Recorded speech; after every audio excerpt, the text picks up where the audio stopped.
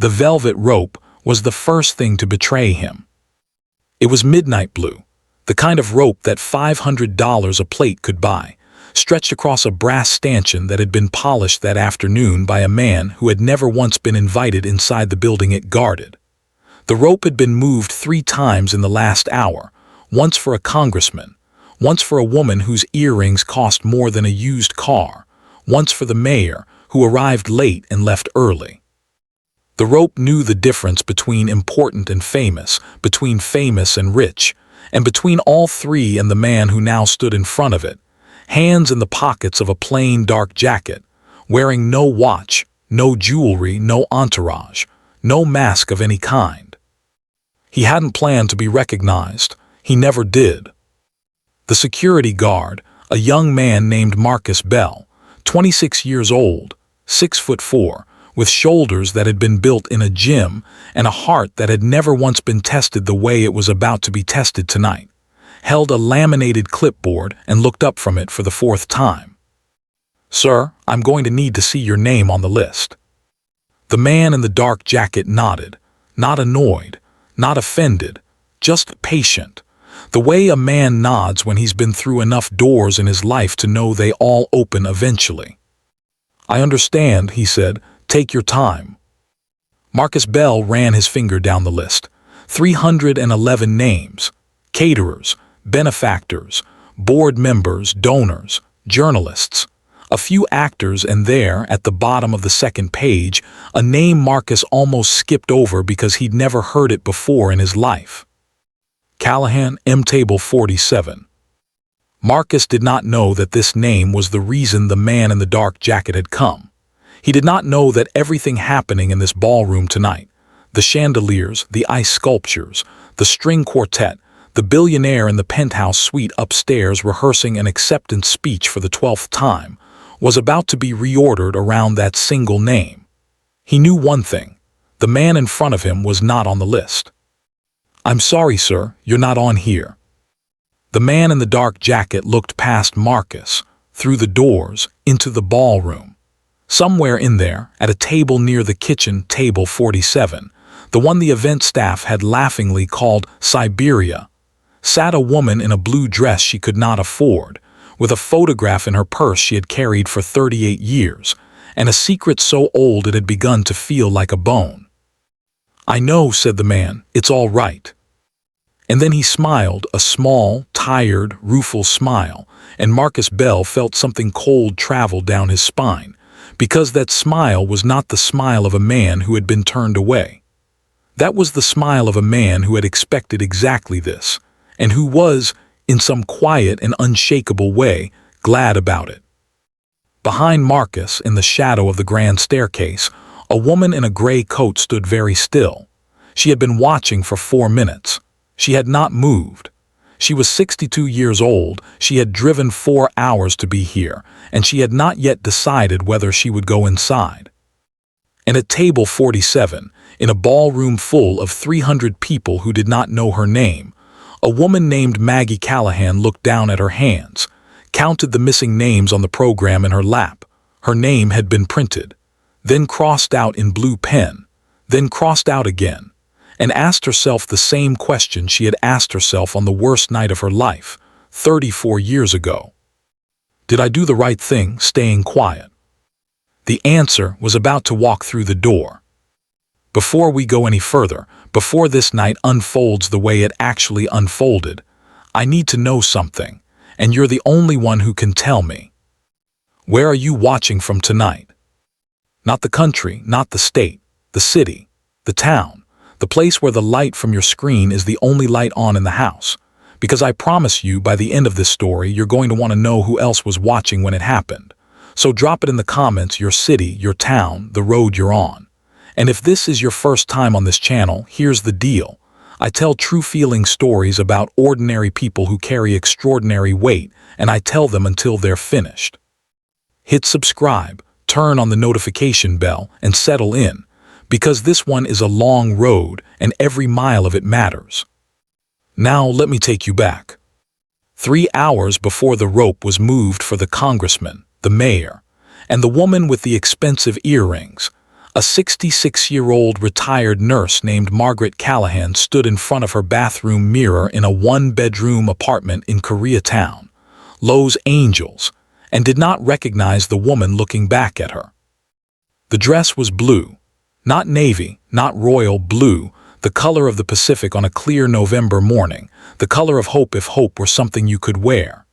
It had been hanging on her closet door for 6 weeks, wrapped in dry cleaner plastic, and she had taken it out and put it on and taken it off so many times that the plastic had gone soft and wrinkled, like a second skin she couldn't commit to. The dress had cost $380. That was the price tag, scissored off in the shop before she could see it, folded into the pocket of her coat like a guilty secret. $380 was groceries for a month. It was half her electric bill for the season. It was 4 shifts she had picked up at the free clinic, standing on her feet until her knees sang, because her knees were the only part of her that still remembered she was getting old. And she had bought it anyway. Because tonight, the Hollies Foundation was honoring her. Maggie Callahan, volunteer at the Harbor Light Shelter for 11 years, the woman who emptied the donation bins at midnight, who bandaged the same hands every week, who knew the names of every person in the shelter's cots by their first name and their medication and the sound of their breathing when it went wrong, was being given the Foundation's Community Angel Award. They had told her so, in writing, on letterhead, with a date and a time and a ballroom number. 6 weeks ago, when the letter came, Maggie had read it 4 times and then sat down at her kitchen table in the chair that still felt like Danny's chair, and she had cried.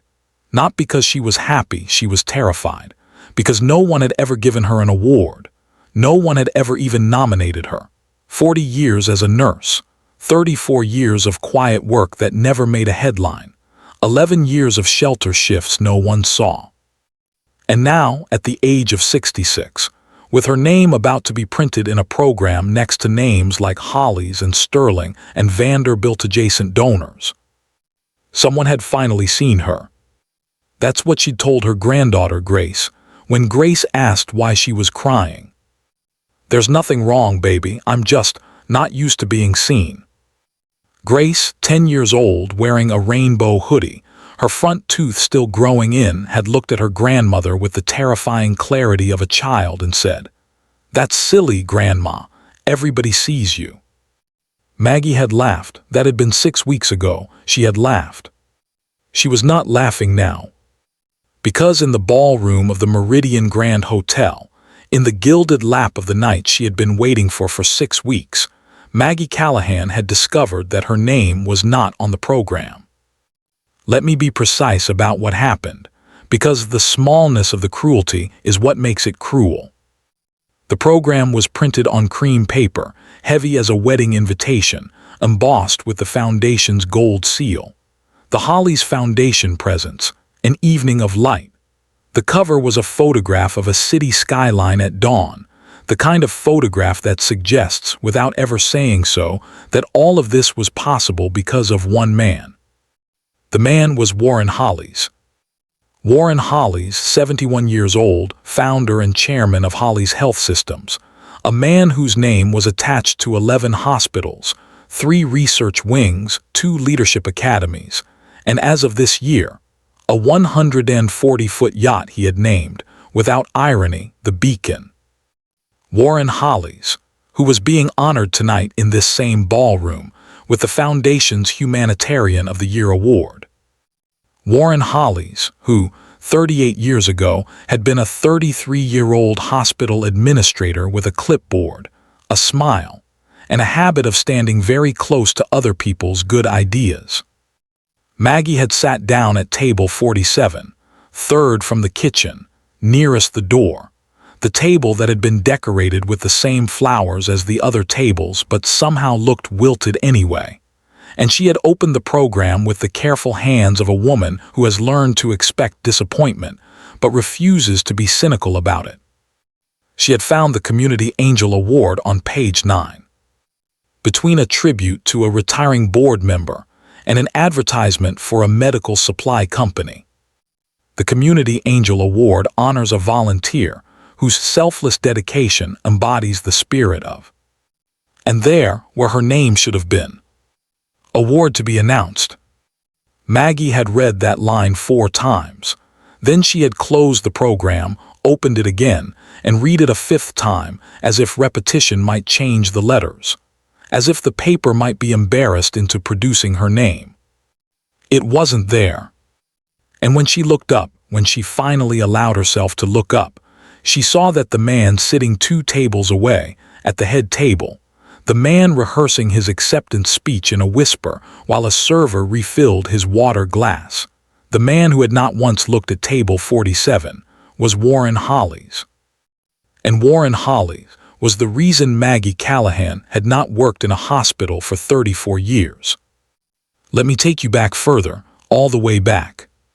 Because you cannot understand what happened in that ballroom tonight. You cannot understand why a man like Keanu Reeves would stand at a velvet rope for 11 minutes being told his name wasn't on a list. Why a woman in a gray coat would drive 4 hours and then hesitate at a staircase. Why 300 people would eventually rise from their chairs in a silence you could have drowned in. Until you understand a night in the winter of 1988, in a pediatric oncology ward. In a city that no longer looks the way it looked then. It was November 1988. Maggie Callahan was 28 years old. She had been a nurse for 6 years. She worked nights at St. Vincent's Hospital, the old building, the one with the green tile corridors and the radiators that knocked like they were trying to get out. She worked the 11 to 7 shift, the shift nobody wants, the shift where the world gets quiet enough to hear the truth of things. She was newly married to a firefighter named Danny Callahan, a man with soot in his laugh and a habit of leaving love notes inside her lunchbox, folded like tiny paper cranes.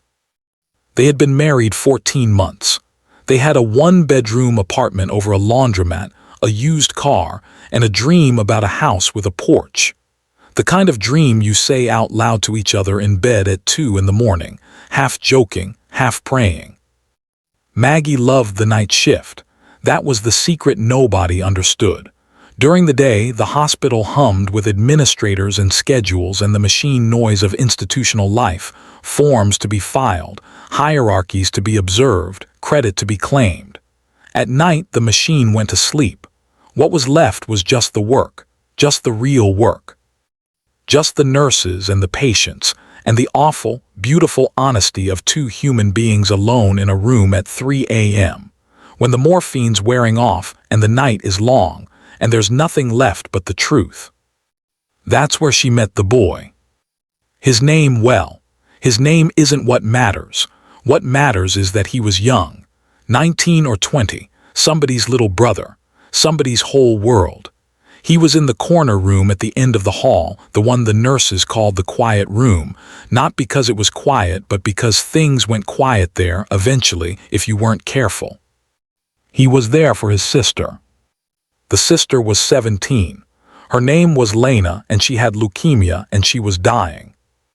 That's the part nobody tells you about the 1980s, that before the experimental protocols, before the clinical trials that would later be renamed and refiled and eventually attributed, leukemia in a 17-year-old was often just a countdown.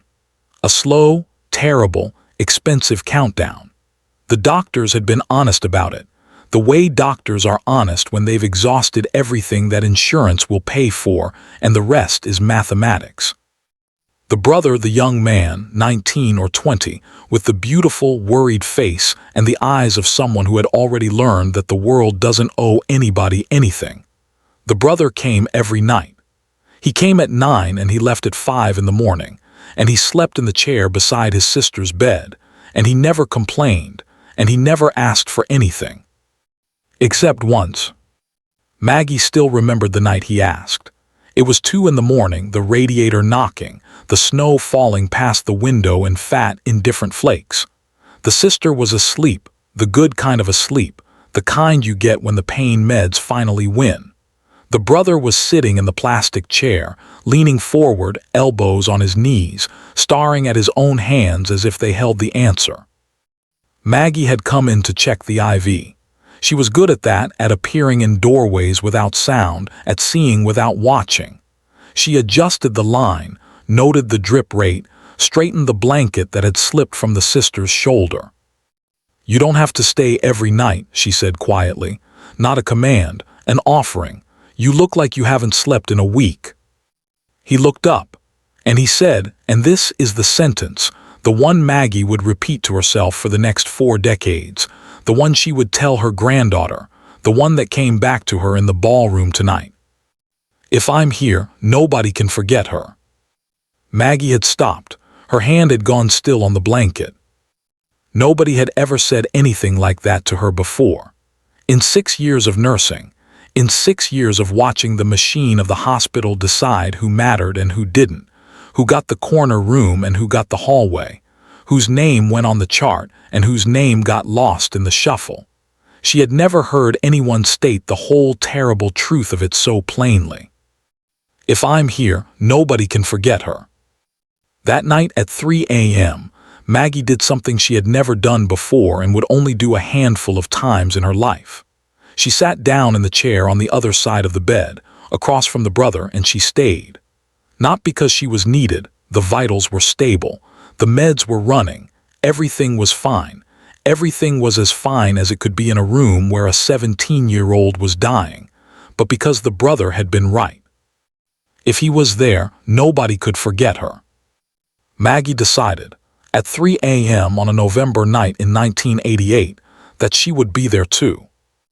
Now, here's the piece of this story that took me a long time to verify, because nobody talks about it, because the man in the dark jacket has spent his whole adult life making sure it never got told. That young man in the quiet room, 19 or 20 years old, sleeping in a plastic chair with his sister's name on his lips, was Keanu Reeves. Yes, that Keanu Reeves. And before you think this is one of those stories, one of those celebrity stories where a famous name is dropped like a garnish to make a salad taste better, let me stop you, because this is not that story. This is the opposite of that story. In this story, the famous name is not the point. The famous name is not the hero, and it's not the villain, and it's not even really the story. The famous name is what happened to be hiding in the corner of the room where the story already was. Keanu Reeves in the winter of 1988 was a working actor with a filmography that fit on one page and a bank account that fit on less. He was nobody in particular. He was a young man with a worried face and a dying sister, and the only thing he had that was worth anything was the ability to show up, every night, at 9, in the chair, so nobody could forget her. And the night nurse, the one who sat with them, the one who adjusted Lena's blanket and checked her IV and told the brother at 5 a.m. when his eyes finally closed, "I've got her. Sleep. I've got her." That was Maggie Callahan. What happened over the next 3 weeks changed everything, and I need to tell you about it carefully, because it's the hinge on which the entire rest of this story turns. Sometime in the second week, the bills arrived. Not the medical bills, those were already a disaster, the kind of disaster that follows young families around like weather. These were different. There was a gap in Lena's coverage, a paperwork gap, an administrative gap, the kind of gap that exists only because someone in an office didn't check a box, and in 1988 an unchecked box could mean the difference between a treatment and the end of treatment. The hospital's answer, delivered through channels, was no. Lena's coverage gap couldn't be bridged for another 6 weeks. The experimental protocol she needed, the one the doctors believed had a real chance, required a payment up front that was, for a family like this one, essentially a whole year's income. The young man, Keanu, though he was just the brother then, had gone very quiet when he heard. He'd been learning, the way people in that situation learn, to translate hospital language. He'd done the math. His sister was dying, and the machine was telling him that dying was, in this case, more affordable. Maggie had watched him do the math. She had watched his face go through the stages, hope, then calculation, then that particular stillness that comes when a person realizes they're going to have to ask for something they can't repay. She'd gone home that morning and she hadn't been able to sleep. The radiator had knocked. Danny had found her at the kitchen table at 4 a.m., staring at the checkbook, doing the same math. "What are you doing, Mags?" "There's a boy at the hospital," she'd said. "His sister's going to die because somebody in an office didn't check a box." Danny had not asked what she was planning. Danny had known her since the night in 1984 when she'd bandaged his arm in the ER after a warehouse fire and lectured him for 15 minutes about smoke inhalation, and he'd fallen in love with her in the middle of her scolding. Danny Callahan understood that his wife was a woman who could not look at an unchecked box and walk away. "What do you need?" he'd asked. "I don't know yet," she'd said. "I'll figure it out." And she had. This is the part of the story that Maggie has never told anyone, not even Sean. The part she packed away with the photograph and the letter and the blue glass angel that hangs on her Christmas tree every year. The angel she tells Grace was a gift from an old patient. Maggie had used the money. The savings, the $2,000 they'd been building for the house with the porch. She'd moved it, cleaned out the account, taken it in cash to the hospital's charity care office, where a young administrator named Warren Hollies, a 30-something, sharp suit, clipboard, the kind of man who always seemed to be standing slightly upstage of the people doing the work, had processed it with his usual efficiency. She'd filled out the paperwork. She'd signed her name. She'd told Warren Hollies that this was for the pediatric oncology patient in room 417, coverage gap, experimental protocol, and she'd asked him to make sure it was applied quietly, without the family being told. "Why without the family being told?" Warren had asked, with that smile he had, the one that never quite reached his eyes. "Because they'll want to pay it back," Maggie had said, "and they can't, and they shouldn't have to." Warren had looked at her for a long moment, and then he'd said something that Maggie had never forgotten, though she'd tried. "Interesting, just that, interesting." He'd taken the cash, he'd applied it. Lena had gotten her treatment. And somewhere in that office in those weeks, an idea had been born in Warren Hollies. Not the idea of helping anyone, but the idea of Maggie Callahan, the night nurse with the instinct for the work, the one who saw what the machine couldn't, the one who did things that the institution should have been doing but wasn't, the one who cared. Warren Hollies, who was 33 years old and building something, always building something, had made a note. And this is where the story starts to turn, so pay attention. By December of 1988, Maggie Callahan had become something at St. Vincent's. Not officially. Officially, she was still just the night nurse on 4 East. But there were things she'd started doing that were working, and other people had noticed. It had started small. She'd begun keeping a second set of records, her own, in a spiral notebook, tracking the patients the system forgot, the ones with no family, the ones whose coverage lapsed, the ones who came in from the street with nowhere to go back to. She'd started a thing she called compassion rounds, where the night shift took 15 minutes to sit with the patients who wouldn't sleep, not to check vitals, just to sit, just to be there. If I'm here, nobody can forget her. She'd had the idea one night in the quiet room, watching the brother sleep in the plastic chair, and she'd brought it back to the ward with her. The results spoke for themselves. Patients on 4 East were sleeping better. Readmission rates dropped. The night shift, morale-wise, had never been better. Doctors started requesting that their patients be placed on 4 East, which was unheard of, which was absurd. A night ward in the old building becoming the most requested ward in the hospital. And Maggie, in the spring of 1989, had made a rookie mistake. She'd been invited to present her methods at the hospital's annual clinical conference. 600 attendees, the whole system, and she'd been terrified and honored and naive. And she'd gone to Warren Hollies, the administrator who'd seemed so interested in her work, and she'd asked him to look over her presentation. "Just to make sure I'm not embarrassing the hospital," she'd said. "Of course," he'd said, "I'd be glad to." She'd handed him her notebook, her spiral notebook, the one with 3 years of her nights in it. Warren Hollies had carried that notebook into his office. He'd closed the door. He'd sat at his desk, And in the course of an evening he transcribed it, the compassion rounds, the second record-keeping system, the discharge follow-up model, the street outreach idea she'd been sketching in the margins, the one she'd scribbled at 2 a.m., half asleep. Mobile care unit vans go where the patients are, don't make them come to us. He transcribed all of it, and he'd put his name on it. The conference in June of 1989 had been in Orlando.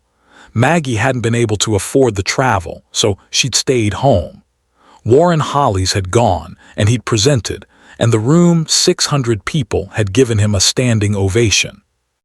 The program, she still has a copy, in a box under her bed, in the same box as the photograph, credits one name.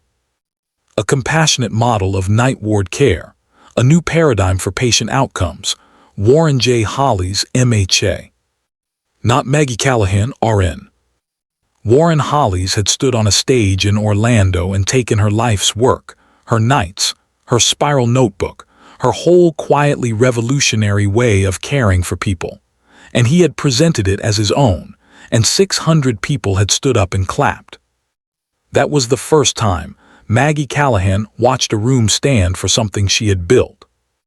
It would not be the last. She'd confronted him, of course. That was the hard part, the part that still flares up in her chest like an old injury when she lets herself think about it. She'd waited for him outside his office for 2 days. She'd rehearsed 100 speeches. And when she'd finally gotten him in the hallway, when she'd said, "You know that was my work, Warren. You know that was my notebook." He'd done what men like him always do, what they've always done, what they were doing in 1989 and are still doing in 2026. He'd looked at her with concern, genuine, paternal concern, the concern of a man who wished he could help a woman who'd clearly been working too hard. "Maggie," he'd said, "I know this is hard to hear, but you know how these things work. Your methods were adopted because the hospital needed them, because I presented them in a way that would get them adopted. That's how advocacy works. That's how institutions work. Nobody's trying to take anything from you. We're all on the same team." "You read my notebook," she'd said. "In front of 600 people, you read my notebook and you said it was yours." "Maggie," his voice had dropped gentler now, and this was the part that she would replay for the rest of her life, the part that taught her what power actually sounds like when it decides to be kind. "You're a night nurse on 4 East. I'm an administrator with a platform. Which version of this story do you think gets the patients the care they need, mine or yours?" She hadn't had an answer. She'd stood there in the green tile hallway with her mouth open, and she hadn't had an answer, and she'd watched him walk away, and something in her, something that had been bright, something that had believed the machine could be fixed from the inside, had gone quiet. She'd done the only thing she could do. She'd gone back to work. She'd kept the night shift. She'd kept the notebook, a new one, and she'd kept her methods alive, quietly, without a byline, because the patients still needed them, because the patients were the point, because if she stopped, the work stopped, and the work was the only thing that had ever paid her in anything that mattered. Her methods spread anyway. Of course they did. Compassion rounds became standard at St. Vincent's. The discharge model got written into the nursing manual, anonymously, institutionally, the way good ideas get absorbed and their origins erased. And in 1991, Warren Hollies left St. Vincent's to found his own company, Hollies Health Systems, and he took the crown jewel with him. The mobile care unit idea, the one from the margins of her notebook, the one she'd scribbled at 2 a.m. He called it StreetMed. He raised capital on it. He built a brand on it. He stood on stages from San Francisco to New York and told the story of how he had seen the problem, the patients who couldn't reach care, the encampments, the forgotten, and how he had built a fleet of vans to go to them. Warren Hollies had never once ridden in a StreetMed van. He'd never once sat with a patient in the dark. But he owned the name, and the name owned the money, and the money owned the story, and the story made him a billionaire. Maggie Callahan watched it happen from 4 East. She watched it happen while she worked double shifts to make rent. She watched it happen while her house fund, permanently empty, started over. She watched it happen and she said nothing, because she'd learned in that hallway the arithmetic of power. Her version of the story didn't get the patients the care they needed. And then in 1992, the machine had finished the job. In the spring of 1992, St. Vincent's was acquired by a larger health system, one of the systems that would eventually be absorbed into the Hollies empire. There was a restructuring. Departments were consolidated. The night shift on 4 East was merged with 3 West, and there was suddenly, conveniently, inevitably, no position for Margaret Callahan, RN.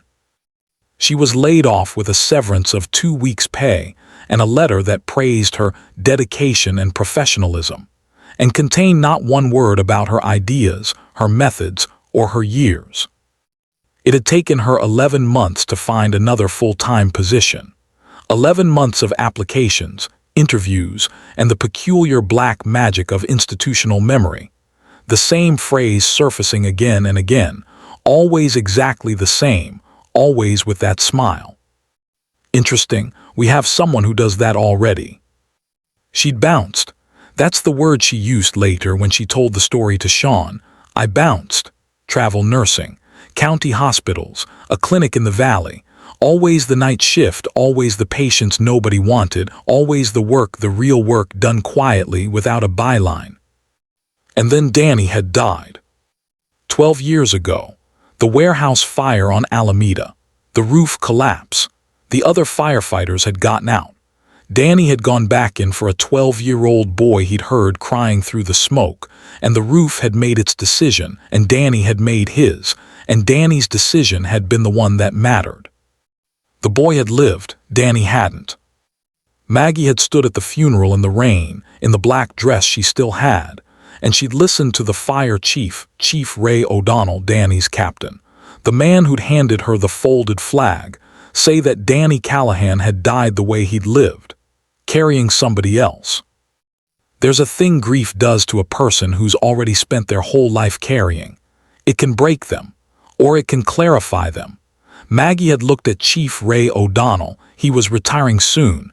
She remembered, gray and tired and full of a sorrow that matched her own, and she'd made a decision. She was done letting the machine have the last word. She'd gone back to work. Not to a hospital, she'd been too tired, and her knees remembered, and her heart remembered worse. She'd gone to the Harbor Light Shelter, a failing storefront mission downtown with a leaky roof and a boiler that died every January, and she'd volunteered. 11 years.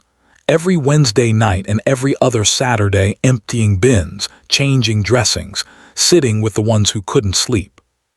If I'm here, nobody can forget her. And then 6 weeks ago, the letter had come. The Hollies Foundation, his foundation, the foundation funded by the fortune built on her notebook, was honoring her. Maggie Callahan, the woman whose name had been crossed out of the record for 34 years, had been invited to stand in a ballroom and be seen, by everyone, in blue. She'd thought she had actually, painfully, naively thought. Maybe it's over, maybe he forgot, maybe the machine finally opened its hand. Maybe I get to be seen. Back to the ballroom, back to table 47, back to the program with the crossed-out name and the line that read award to be announced. Maggie sat with her hands folded in her lap. She was aware, with a nurse's clinical precision, of her own body responding to the moment, the flutter in her chest, the heat behind her eyes that she was refusing to let become tears, the way her fingers had gone cold around the edges of the program. She had not told anyone, that was the thing. She had not told D. Ramos, the shelter director who had nominated her, who was sitting beside her right now looking at the program with a face that was slowly going the color of old paper. She had not told Sean, her son, who was home with Grace, who thought his mother was being honored tonight and would be so proud. She had not told anyone, because she had wanted it to be true so badly that saying it out loud would have jinxed it. Dee leaned over. Dee's voice was low and shaking. Maggie, I'm going to go talk to the coordinator. Don't, Maggie said. I'm going to go talk to the coordinator, and I'm going to fix this. Dee, Maggie put her hand over Dee's hand. Dee's hand was shaking harder than hers. It's a table assignment. It's a misprint. It's fine. It's not a misprint, Dee said. Maggie, look at it. Look at the pen. Somebody crossed your name out with a pen. Maggie looked at the program again, at the blue pen marks. 2 lines through her name. Deliberate, final. The ink's the same blue as mine, she said, and laughed, a small, broken laugh that surprised her. Maybe I did it myself. Maybe I'm dreaming. Dinner hasn't even been served yet, Dee said. We're not leaving. We're going to find out what happened and we're going to fix it and you're going to get your moment. She squeezed Maggie's hand. You've been the angel of that shelter for 11 years. You're going to get your moment, Maggie, I promise. And in that moment, with Dee's hand on hers, with the program in her lap, with the ballroom glittering and the string quartet tuning up and Warren Holly's 2 tables away rehearsing his speech, Maggie Callahan looked across the room, toward the entrance, and saw something that made her breath stop. Through the doors, at the velvet rope, just barely visible around the edge of the grand staircase, where the light from the chandeliers couldn't quite reach, a man in a dark jacket, standing very still, being told by a young security guard with a laminated clipboard that his name was not on the list. Maggie couldn't see his face from table 47. She didn't need to. She knew the way he stood. She knew the tilt of his head, the patient set of his shoulders, the way he didn't argue, didn't raise his voice, didn't do any of the things a famous man would do. She'd seen that posture before. In the winter of 1988, in a plastic chair beside a hospital bed, at 3 a.m., when the radiator knocked and the snow fell and the whole world was quiet except for one young man who decided that as long as he was there, nobody could forget her. Maggie's heart, 66 years old, scarred and patient and full of other people's pain, did something it hadn't done in 38 years. It began to beat like she was 28. She stood up from table 47 without meaning to. The ballroom tilted. Dee said her name, twice, alarmed, but Maggie couldn't hear her. She was watching the man at the rope, and the man at the rope as if he'd felt it, as if he'd been waiting for it, as if the whole night had been arranged around this single moment, looked up. Across 300 people. Across the chandeliers and the ice sculptures, and the string quartet, and the fortune in the room. Across 38 years. He looked directly at table 47. And he smiled. Let me tell you what happened at the rope, because it matters, because the version that's going to circulate, the version that's already forming in the mouths of the guests who saw it, won't be the true one. Keanu Reeves did not storm the event. He did not make a scene. He did not drop his name or his lawyer's name or the name of any of the directors he's worked with. He stood at the velvet rope in his plain dark jacket with his hands in his pockets, and he was turned away by a 26-year-old security guard named Marcus Bell, and he did not argue. I understand, he said, take your time. Marcus Bell, who knew who this was, of course he knew. Everyone over the age of 12 knew who this was. But the list was the list and the rule was the rule. And Marcus Bell was a young man who had been taught, his whole life, that rules were the only reliable thing in an unreliable world. Marcus Bell looked at the man in front of him and felt the earth shift under his feet.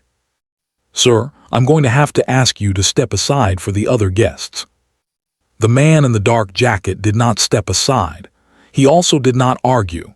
He simply stood there patient and said in his quiet voice, I'm here to see someone at table 47. Sir. Her name is Maggie Callahan. She doesn't know I'm coming.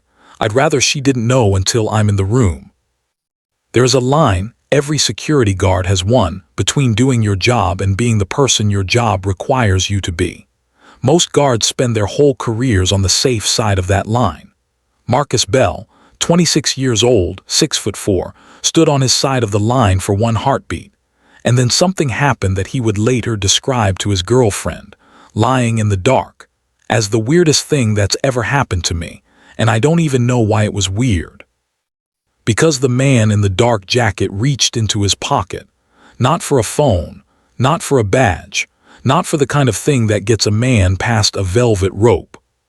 He pulled out a folded piece of paper. It was old. You could see it was old from the way it folded, from the creases worn white with decades of handling, from the way it had been laminated at some point, clumsily, by hand, with tape at the edges, the way you laminate something you intend to carry for the rest of your life. He didn't hand it to Marcus. He just held it, for a second, the way you'd hold something that had been in your pocket for 38 years. "This is all I have," he said quietly. "I've been carrying it a long time. The woman at table 47, he stopped, started again. His voice was steady, but there was something underneath it, something old and patient and full of weight. Her name was on this before my name was on anything." Marcus Bell looked at the folded paper. He looked at the man's face. He looked back at the paper. And Marcus Bell, who had never once in his life bent a rule, who had been written up in his first month for refusing to let a vendor use the loading dock without a badge, stepped aside. He didn't move the rope. He just stood differently. And the man in the dark jacket nodded the same nod, the same quiet gratitude, and walked past him, into the ballroom, and Marcus Bell watched him go and felt, without understanding why, that he had just done the most important thing he would ever do in his life. Behind him, at the grand staircase, the woman in the gray coat let out a breath she'd been holding for 4 minutes. She had seen the folded paper. She knew what it was. Inside the ballroom, the night continued on its rails for exactly 11 more seconds. The string quartet was playing something by Sadie Soft Polite, the kind of music that costs $200 an hour to be ignored. The servers were moving between tables with the practiced invisibility of their trade. Warren Hollies was reading the final draft of his acceptance speech, making a small pencil mark beside a line he liked. The congressman was telling a joke. The mayor was checking her watch. And then the man in the dark jacket walked through the doors. He didn't announce himself. He didn't need to. The room did it for him, a ripple, a current, a slow wave of recognition that traveled from the entrance outward in widening circles, the way a stone travels through water without the water ever moving. A woman at table 12 dropped her fork. A man at table 3 stopped mid-sentence, his glass frozen halfway to his lips. The congressman's joke died unfinished. The string quartet missed a note, just one, but enough because the first violinist looked up and saw him. Keanu Reeves. In the room, at a $500 a plate charity gala, unannounced, unescorted, alone in a plain dark jacket, looking like a man who had walked into the wrong building by accident, except that he was walking with purpose, not toward the head table, not toward Warren Hollies, not toward the stage or the money or the chandeliers, but toward the back of the room, toward the table near the kitchen, toward table 47. Warren Hollies saw him. Warren Hollies, who had prepared for every contingency tonight except this one, rose from his chair with the speed of a man who sees the main course arriving early. His smile snapped into place, that smile, the one that had opened 1,000 doors. "Keanu," his voice carried across the ballroom with practiced warmth. "What a wonderful surprise, ladies and gentlemen. We have a very special guest with us tonight." But Keanu Reeves didn't stop, didn't turn, didn't acknowledge the name being thrown at him like a lasso. He kept walking past the head table, past Warren Hollies' outstretched hand, past the frost forming on Warren's smile, all the way to table 47. To the woman in the blue dress, who was standing now, who was gripping the back of her chair with both hands, the way you grip a railing on a ship, who was looking at him like she was seeing a ghost, or a promise, or both. Maggie Callahan, 66 years old, in a dress she couldn't afford, at the table where her name had been crossed out with a pen, looked up at the man she'd last seen sleeping in a plastic chair beside his dying sister's bed in the winter of 1988. And she said, in a voice barely louder than a whisper, "You shouldn't be here tonight." The man in the dark jacket, who was not famous in this room, not to her. Who was, to her, still just the brother, still just the boy who'd said, "If I'm here, nobody can forget her," looked down at her with eyes that had aged 38 years and hadn't hardened at all. "Neither should you," he said. And then, in front of 300 people, in a ballroom that had gone so quiet you could hear the ice melting in the glasses, Keanu Reeves sat down in the empty chair at table 47, beside a retired nurse who didn't know why he was there, and he reached into his pocket and took out the folded, laminated paper. He didn't unfold it, he just held it. "I've been looking for you," he said, "for 38 years.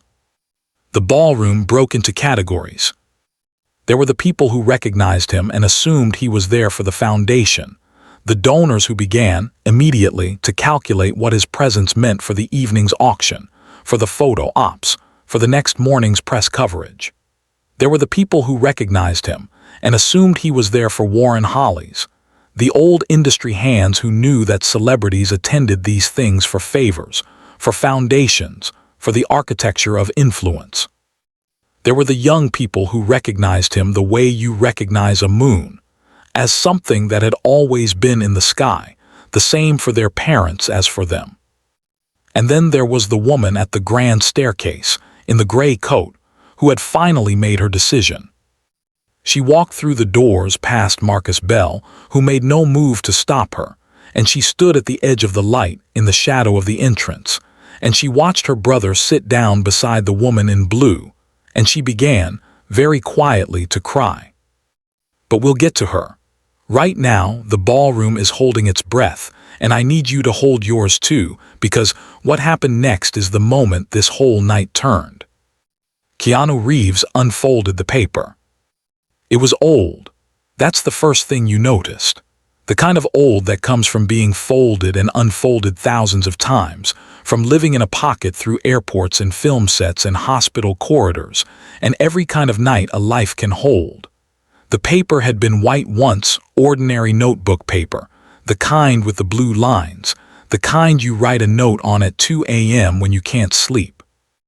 It had been laminated by hand at some point, clumsily, with tape at the edges, the way you protect the only copy of something that matters. On it, in the neat, careful handwriting of a woman who had learned to write clearly because nurses' notes have to be legible, was a message, short, just 4 lines. If you ever become somebody, be kind to the people everyone else forgets. That's how you pay it back, not to me, to the room. The night nurse, room 417. Maggie read it.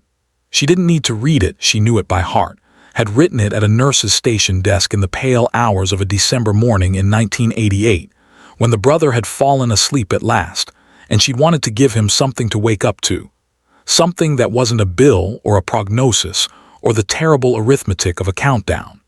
She'd folded it, and she'd slid it under the corner of the phone on his sister's bedside table, and she'd gone home and never thought of it again. She had never thought of it again. "You kept this," she said. Her voice was strange to her own ears, small like a girl's. 38 years, he said. "It's been in every coat I own." Maggie looked at the paper, at the tape at the edges worn soft, at the creases white and deep as scars.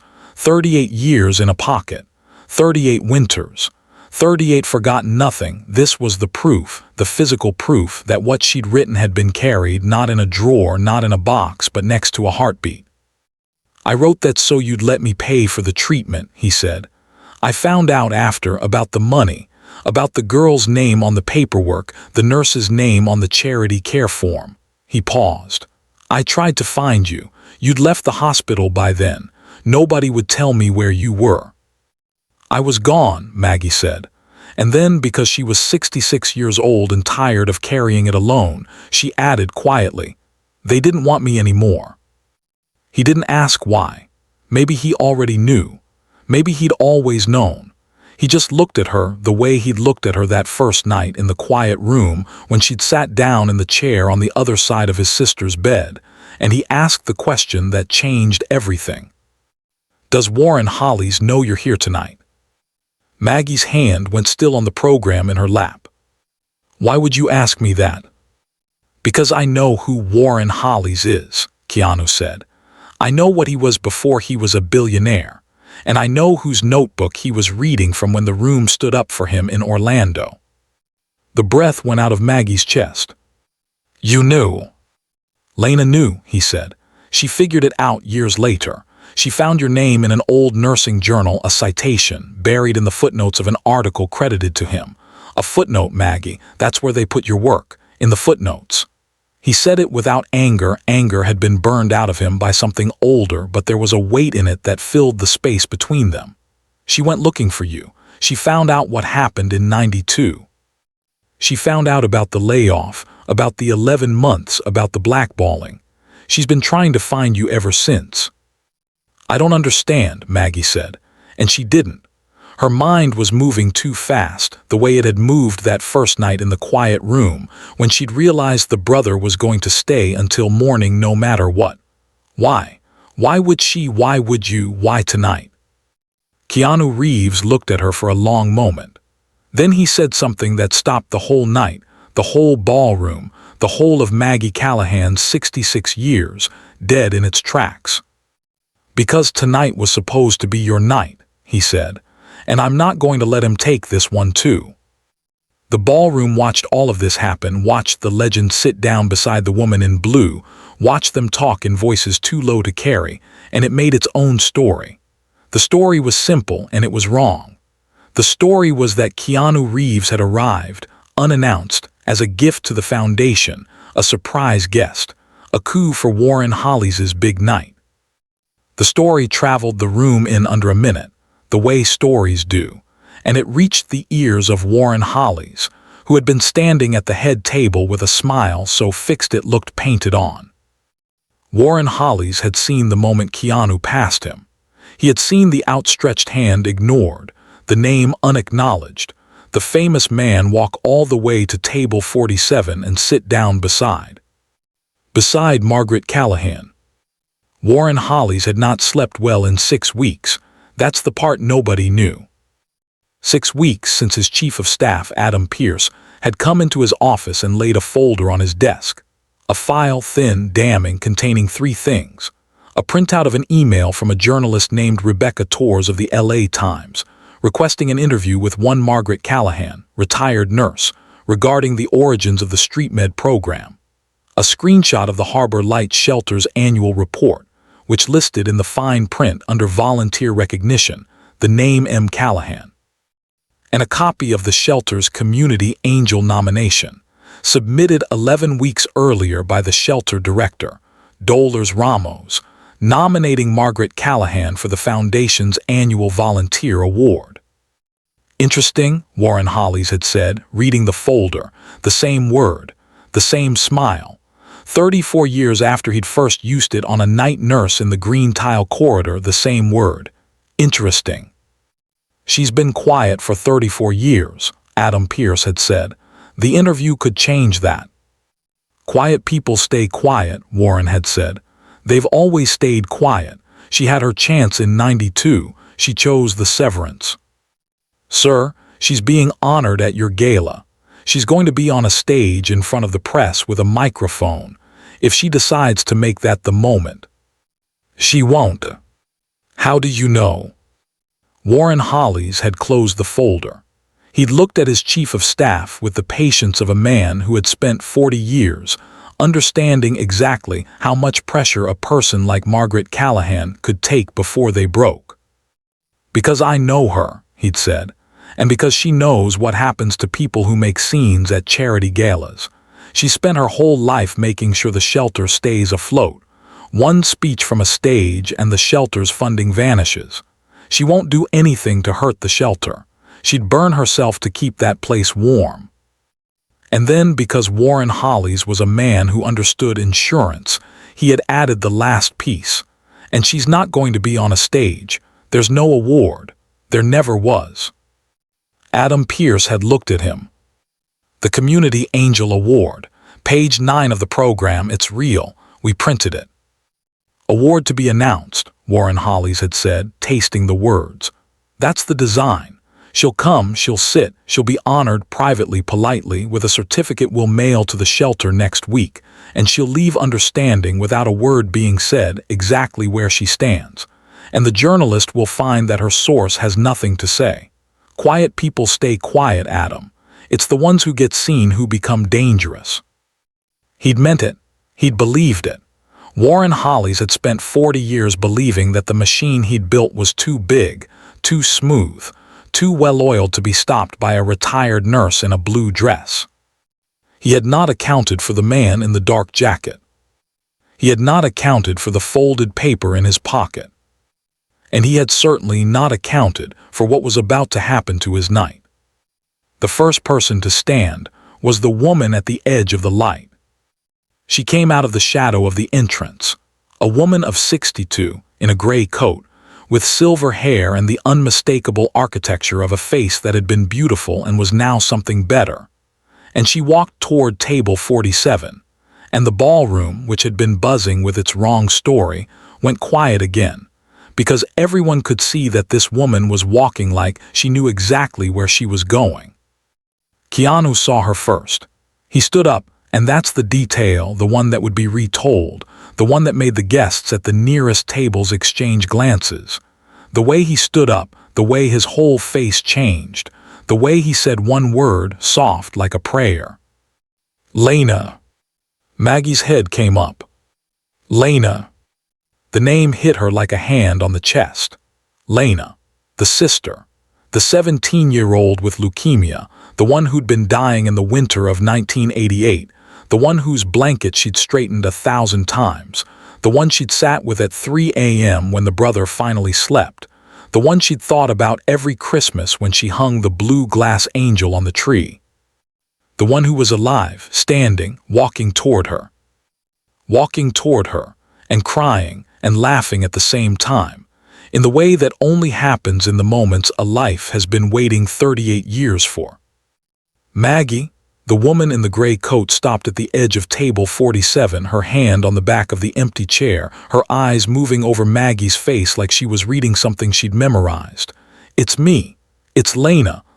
She laughed, a wet, shaking laugh. "I'm a lot older than the last time you saw me. You're not. How are you not older?" Maggie couldn't speak. She stood up, her chair scraped against the floor, a sound that carried across the silent room, and she looked at Lena, and she saw, beneath the silver hair and the lines and the years, the 17-year-old girl with the brave eyes and the blanket that never stayed put. "I thought you," Maggie started again. Her voice cracked, the way her mother's voice used to crack, the way a voice cracks when it's holding 40 years of something. "I never knew if you." "I lived," Lena said, "because of you, because you paid for the treatment, because you sat in that chair when my brother couldn't, because you put your own name, your own savings, Maggie, your house money. I know, I found the charity care form with your name on it." She was crying openly now, past caring. "Because you were there. Nobody told me your name for months. You never told me your name, you just kept straightening my blanket." And then the thing the guests would argue about afterward, the thing some of them would swear they saw, and some would swear they didn't, and all of them would be a little bit right, happened. Maggie Callahan lifted her left hand. She wasn't wearing a watch. She'd never worn a watch. Watches broke on her, she always said. Watches couldn't keep up, but on her wrist, held by a plain leather band, was a small, worn, blue glass angel. The kind you hang on a Christmas tree.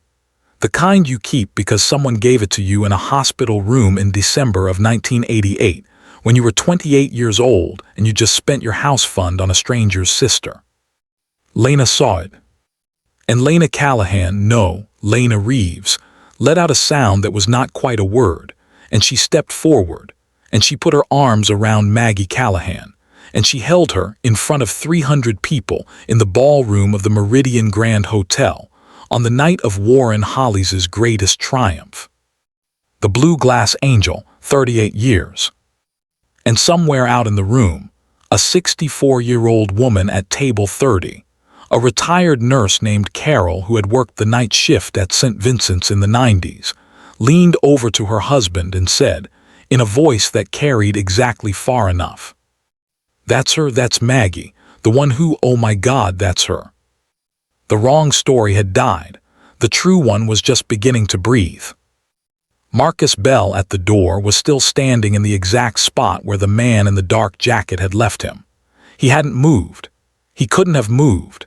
He was staring at the scene at table 47, the legend, the woman in blue, the silver-haired woman in the gray coat, crying into each other's shoulders, and he was doing the math. Keanu Reeves came to this event to see the woman whose name I almost didn't read. Keanu Reeves carried a letter in his pocket for 38 years, and the letter was from her. I almost turned away someone who was carrying 38 years of something.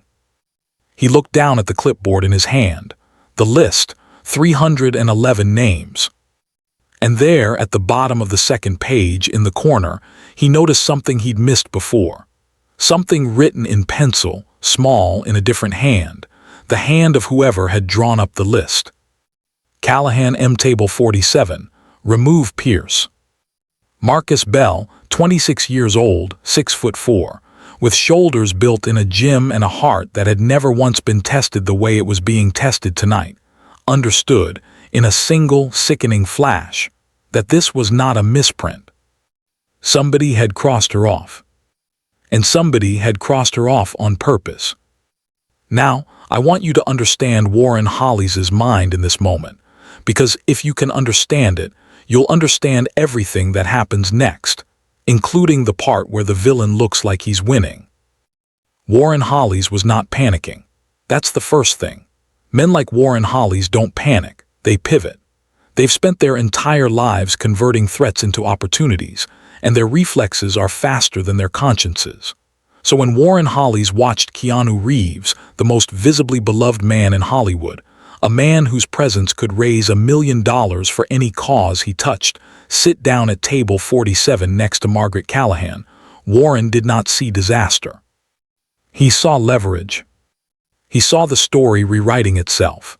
The humanitarian billionaire, the beloved star, the humble volunteer, a human interest moment that the press would eat alive. He saw his foundation's name in every headline. He saw the auction total doubling. He saw himself tomorrow morning on the front page of the business section, photographed between a legend and an angel. And he saw a way to fix the one problem that still worried him. The journalist, Rebecca Torres, the interview, the footnote in the nursing journal, the origins of street med. Because here was the thing about Warren Hollies that made him dangerous. He understood, better than anyone in that room, exactly what Maggie Callahan would do if she were given the choice between the truth and the shelter. And he was about to give her the choice. He rose from the head table. He adjusted his jacket. He smiled, the real smile now, the one he used for cameras, the one that had put 140 feet of yacht in the water, and he walked across the ballroom through the parted sea of guests to table 47.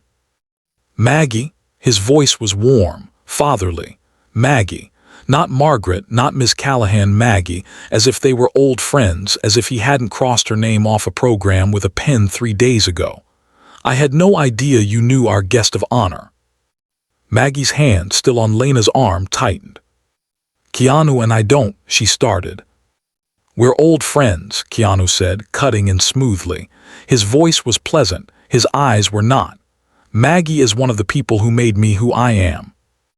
Warren Hollies absorbed this the way a computer absorbs an input. Maggie made him who he is. His smile widened. The calculation was instant and complete. Well, he said, then this is exactly the kind of moment tonight was made for. Ladies and gentlemen, he raised his voice, turning to the room, the master of ceremonies reclaiming his stage. It appears we have a very special honor to add to tonight's program. The room, attuned to his frequency, went quiet and expectant. Warren Hollies gestured to the stage, to the podium, to the chandeliers, to the whole glittering machinery of his empire. I understand that a certain announcement was misprinted in our programs tonight, he said, with a rueful, self-deprecating smile, the smile of a man graciously correcting a minor error, and I want to fix that right now.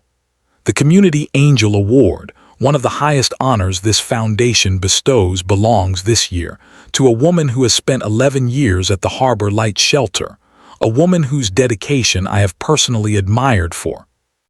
He paused, he looked at Maggie. For many years. The pause was exquisite. It was the pause of a man choosing his next word in public, and every person in that room heard it mean something different. The people who loved Warren Hollis heard sincerity. The people who knew him heard warning. Maggie heard it for what it was. I know who you are, and I know what you're about to do, and I'm telling you right now in front of everyone that I can make this night yours or I can make it nothing. We'd be honored, Warren Hollis said, his voice filling the ballroom, to present the Community Angel Award to Maggie Callahan on stage tonight with all of us on our feet. He turned to Maggie. He held out his hand. The whole room was watching. The servers had stopped. The quartet had stopped. The ice in the glasses had stopped. Shall we, Maggie? And Maggie Callahan, 66 years old, in a blue dress she'd spent her house money on, standing beside the man whose sister she'd saved, and the sister who had carried her name in her heart for 38 years, looked at the outstretched hand of the man who had stolen her life's work, crossed her name off a program, and blackballed her out of her own profession. She looked at it for a long moment. And then, because there were 300 people in the room, because the shelter's funding hung by a thread, because Warren Hollis had her exactly where he wanted her, because some fights you don't get to pick, because a nurse learns to triage, because the Angel Award was a lie but the shelter was real. She took his hand. This is the part of the story that will break your heart, so I'm going to tell it straight. Maggie Callahan walked to the stage on the arm of Warren Hollis, and the room rose. Not all of it, not yet, but the closest tables, the donors, the board members, the people who rise when they're supposed to rise. They clapped. The clapping wasn't for her. Most of them didn't know her from the woman who'd poured their coffee, but it was warm, and it was generous. And for a moment, walking up the steps to the stage in her blue dress, with the chandeliers above her and 300 people in front of her, Maggie Callahan felt what she had been waiting 38 years to feel. Seen. Warren made it beautiful. He was very good at beautiful. He stood at the podium and he told the story of the Harbor Light Shelter, and he told the story of the volunteers who keep such places alive, and he told the story of one volunteer in particular, a retired nurse, a woman of uncommon dedication, a woman he was proud to call a partner in service. He did not mention her notebook. He did not mention Orlando. He did not mention Street Med, or the fall of 1989, or the 11 months, or the footnote in the nursing journal. He told a story that was true in every particular except the ones that mattered. And then he did the thing he'd been building toward all night. As many of you know, Warren said, his voice softening into confidentiality, the Harbor Light Shelter, like so many organizations doing God's work, lives and dies by its funding. And this year, I'm afraid, has been a hard year. He paused, letting the room lean in. So tonight, in honor of our community angel, in honor of Maggie Callahan, I'm pleased to announce that the Hollis Foundation is committing $1 million to the Harbor Light Shelter to ensure that its doors stay open and that Maggie's work, all of our work, can continue. The room erupted. If you've never been in a room when $1 million is announced, you don't know what a room sounds like. It sounds like relief. It sounds like permission. It sounds like a standing ovation you didn't know you needed, chairs scraping, hands coming together, people turning to each other with the particular joy of people who were already feeling good and have just been told they're allowed to feel better. Maggie Callahan stood on the stage of the Meridian Grand Hotel ballroom in her blue dress, and she watched a room get to its feet for her work, for the shelter, for the 11 years of Wednesday nights she'd given to people nobody else remembered. And she felt it all the way through. She didn't know yet that the $1 million had a string attached. She didn't know that Warren Hollies had made the offer to Adam Pierce, on the phone, that afternoon in a single sentence. $1 million, and I want her on a non-disclosure agreement before she leaves the building. She didn't know that the paperwork was already waiting in the green room, printed on letterhead, with her name typed in at the top, and a clause at the bottom that said, in language designed to be read once and never understood, that Margaret Callahan agreed in perpetuity not to disclose any confidential information regarding the operational history, funding origins, or intellectual property lineage of any Hollies-affiliated program, including without limitation StreetMed. She didn't know that the pen was waiting for her. She was just standing there being seen, for the first time in 38 years. And the room was standing with her. Let me pause here because I want you to hold on to this moment.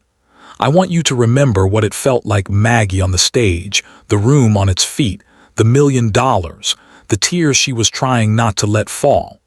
I want you to remember it because everything that happens next is about to take it away from you. This is what's called a false victory. The story looks like it's rounding toward a happy ending. The good woman got her moment. The villain made it right. The room stood. The money flowed. If the story ended here, it would be a nice story. It's not a nice story, not yet. Because after the applause, after the photographs, after the handshakes, after Warren Hollies had guided Maggie down from the stage with the exquisite tenderness of a man shepherding a lamb, Adam Pierce appeared at her elbow. "Ms. Callahan," he said, in the voice of a man who has delivered many unpleasant things and has stopped noticing that they're unpleasant, "if you'll come with me, there's some paperwork we'd like you to look over before you leave." Paperwork. Maggie's voice was still bright with borrowed applause. "For the donation," Adam Pierce said, "standard stuff, it'll take 2 minutes." And Maggie Callahan, still glowing, still seen, still full of the first real joy she'd felt in 38 years, followed him. 2 minutes later in the green room, a small, windowless space with a couch, a mirror, and a print of a sailboat that no one had ever looked at.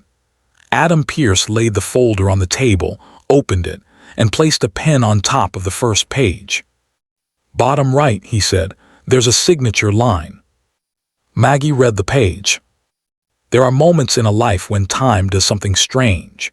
When it slows down, when you can feel the words of a document rearranging themselves into meaning, when a nurse who has spent 40 years reading charts and forms and consent documents, who has learned, the hard way, to read the fine print, because fine print is where the machine hides what it does, reads a non-disclosure agreement in 60 seconds flat. "Adam," she said, her voice was calm, that was the thing. She said it like a nurse at a bedside, the way you say a name when you're about to tell someone something hard. "Adam, what is this?" "It's standard donor documentation, Ms. Callahan." "No," Maggie said, "I know what this is. This is," she looked up at him. There was something in her eyes that Adam Pierce had never seen in a signer's eyes before, because signers didn't usually read. "This says I can't talk about StreetMed."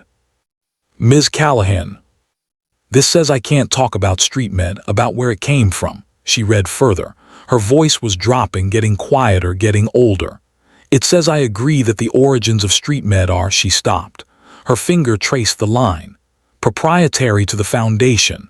Adam, the origins of StreetMed are in my notebook. I wrote them, at 2 a.m. in the margins." Adam Pierce said nothing. Adam Pierce's face, trained to show nothing, showed nothing. "I can't sign this," Maggie said. "I can't sign this, Adam. You know I can't sign this. I'm supposed to talk to a reporter next week. I'm supposed to finally—" Her voice broke once and she caught it the way you catch a falling glass. "I'm supposed to finally say what happened. That's the only reason I came tonight. Not for the award, not for—" She gestured at nothing. "I came tonight to see if he'd look me in the eye, and he did. He looked me right in the eye and he put me on a stage, and he gave the shelter $1 million and he never once said—" She stopped. Adam Pierce reached into the folder and took out the second document. It was the donation agreement, $1 million. Harbor Light Shelter. The signature line at the bottom was blank. Maggie, he said, and this is the thing, this is the moment that Adam Pearce would replay later in the small hours when he couldn't sleep. He used her first name and he sounded for just a second like a human being. I'm not going to pretend I don't know what this is. I know. I've known since the folder landed on my desk. He paused. The shelter needs this money. You know that better than I do. The boiler, the roof, the winter, you've been running that place on hope and elbow grease for 11 years. One signature, and it's funded for the next 5. And the price, Maggie said, is that I never say the truth out loud, one more time, in front of myself, so he can keep telling the story where it was always his. Adam Pearce didn't answer. The first time, Maggie said quietly, I signed the severance. I signed it because I was 28. No, I was 32 and I was tired and I had a baby and I thought if I was quiet the work would speak for itself. I thought good work always finds its way to the light. She gave a small, flat laugh. Do you know how long it took me to understand that good work doesn't find the light? The light is assigned, by people like him, to people like him. Ms. Callahan. I've been quiet for 34 years, Adam. 34 years. I watched him stand on stages. I watched him build an empire on the margins of my notebook. I watched him get richer every time one of his vans pulled up to a curb. My vans, my idea, my 2 a.m. sketch. And I said nothing, because I told myself the work mattered more than the credit. And then tonight, he crossed my name off a program with a pen, and he put me on a stage, and he let the whole room stand up for me, and I thought maybe it was enough. Maybe being seen just once was enough, and I could go home and keep the truth in the box under my bed and die with it there. She looked at the pen, at the signature line, at the 2 documents. I can't sign this, she said.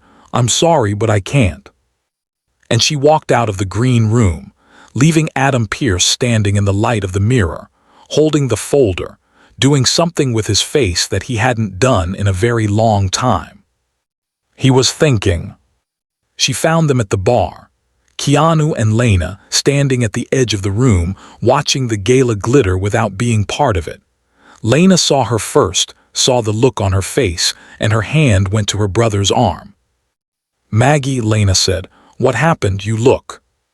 I can't take the money, Maggie said. The words came out flat. There was nothing left in them by the time they reached the air. She'd spent everything she had in the green room, and what was left was just the fact of it.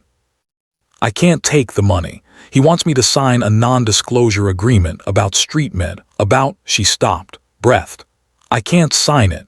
I've been quiet for 34 years and I can't be quiet anymore. But if I don't sign it, the shelter doesn't get the $1 million.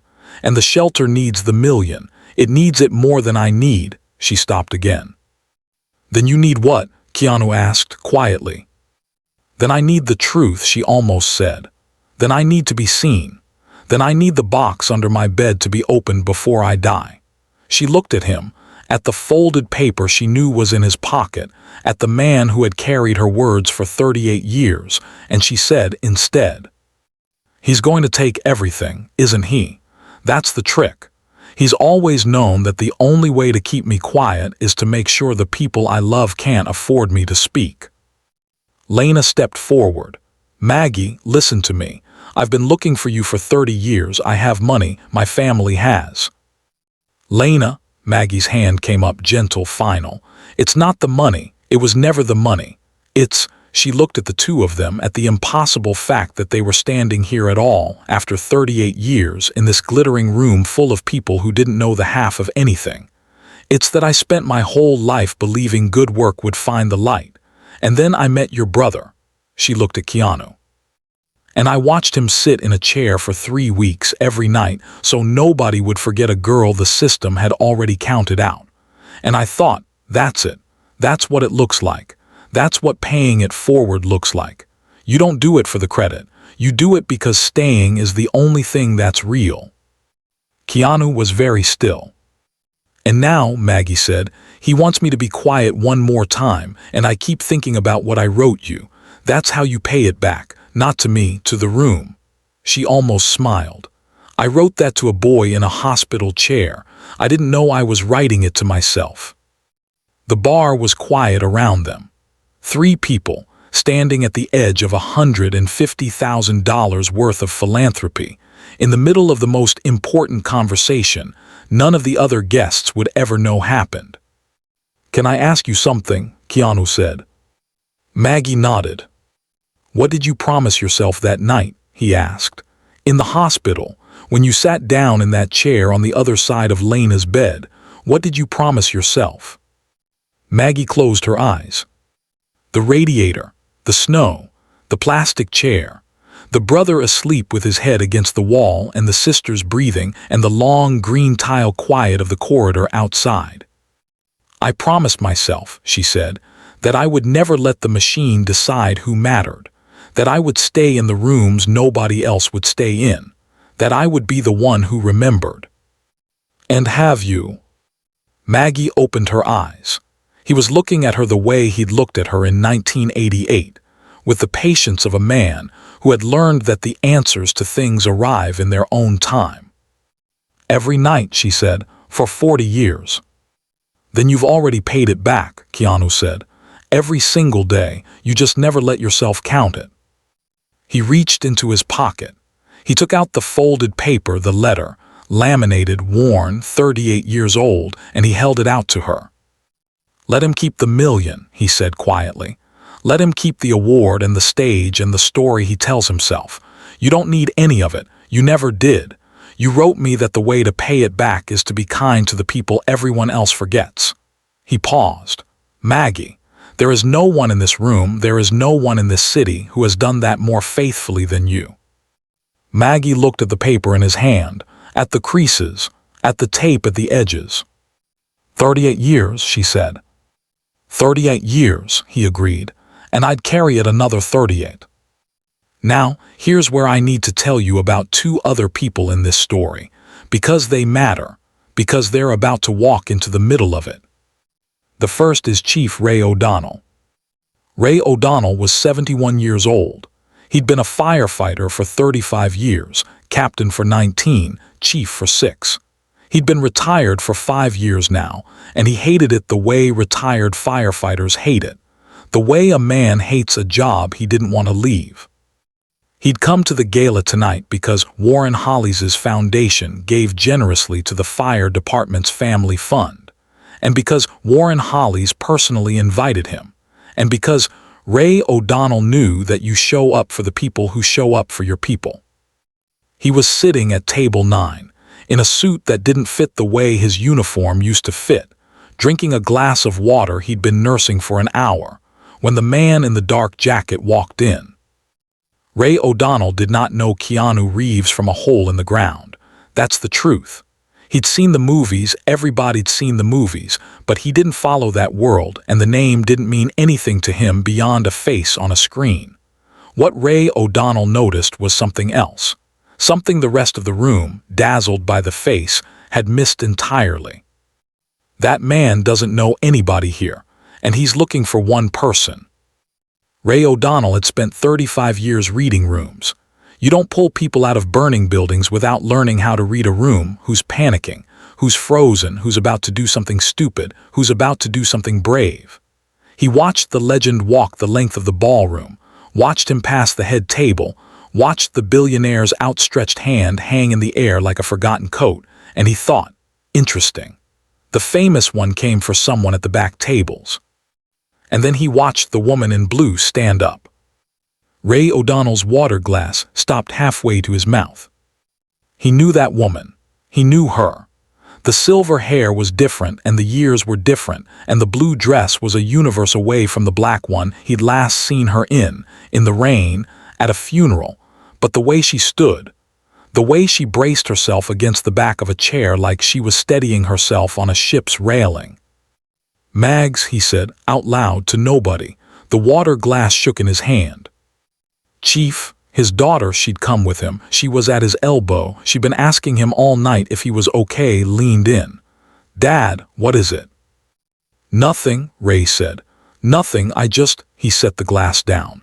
His hand was steady now, it had to be. He was a firefighter, and his hands had learned long ago that they had a job to do. "I know that woman. That's Maggie Callahan." "The old nurse." "Her husband," Ray said. "Her husband was the best firefighter I ever commanded." He said it simply, the way you say a thing you've said to yourself 1,000 times. Danny Callahan. He went back in for a kid on Alameda. The roof came down on him and he went back in anyway. He looked at the woman in blue, standing at table 47, being looked at by a legend. She stood at the funeral in the rain in the black dress, and she thanked me. She stood in the rain, and she thanked me for his flag. Ray O'Donnell had not thought about that funeral in years. He had buried a lot of people. That's what being a firefighter is, the ones you save, and the ones you bury, and the arithmetic of the two. But he'd never forgotten Maggie Callahan because of what she'd done at the funeral, at the reception afterward, in the church basement with the bad coffee and the folding chairs. She had gone from table to table, talking to the wives of the men who'd gone back in, who'd come home, who'd lived. She had held their hands and she had told them, each of them, the same thing. Don't be afraid of the quiet nights. The quiet nights are when they're thinking about you. That's love too. Ray O'Donnell remembered it because he'd stood at the door of the church basement and watched it happen, and he'd thought, that woman just lost her husband and she's out here holding up the whole crew. That was 15 years ago, and here she was, in a ballroom in a blue dress, looking at the most famous man in the room like she'd known him forever. And Ray O'Donnell heard, as clearly as if the man were standing beside him, the last thing Danny Callahan had ever said to him. They'd been standing by the engine, before the call, before the roof, before everything. Danny had been grinning, the way he always grinned, and Ray had said something about how his wife was the real hero, how he'd heard about the night nurse who'd given her savings to save a stranger's sister. And Danny had said, "Chief, one day the whole room's gonna stand up for her. I mean it. You watch. One day they're gonna see her and they're gonna stand up, and I'm gonna be standing right there with them."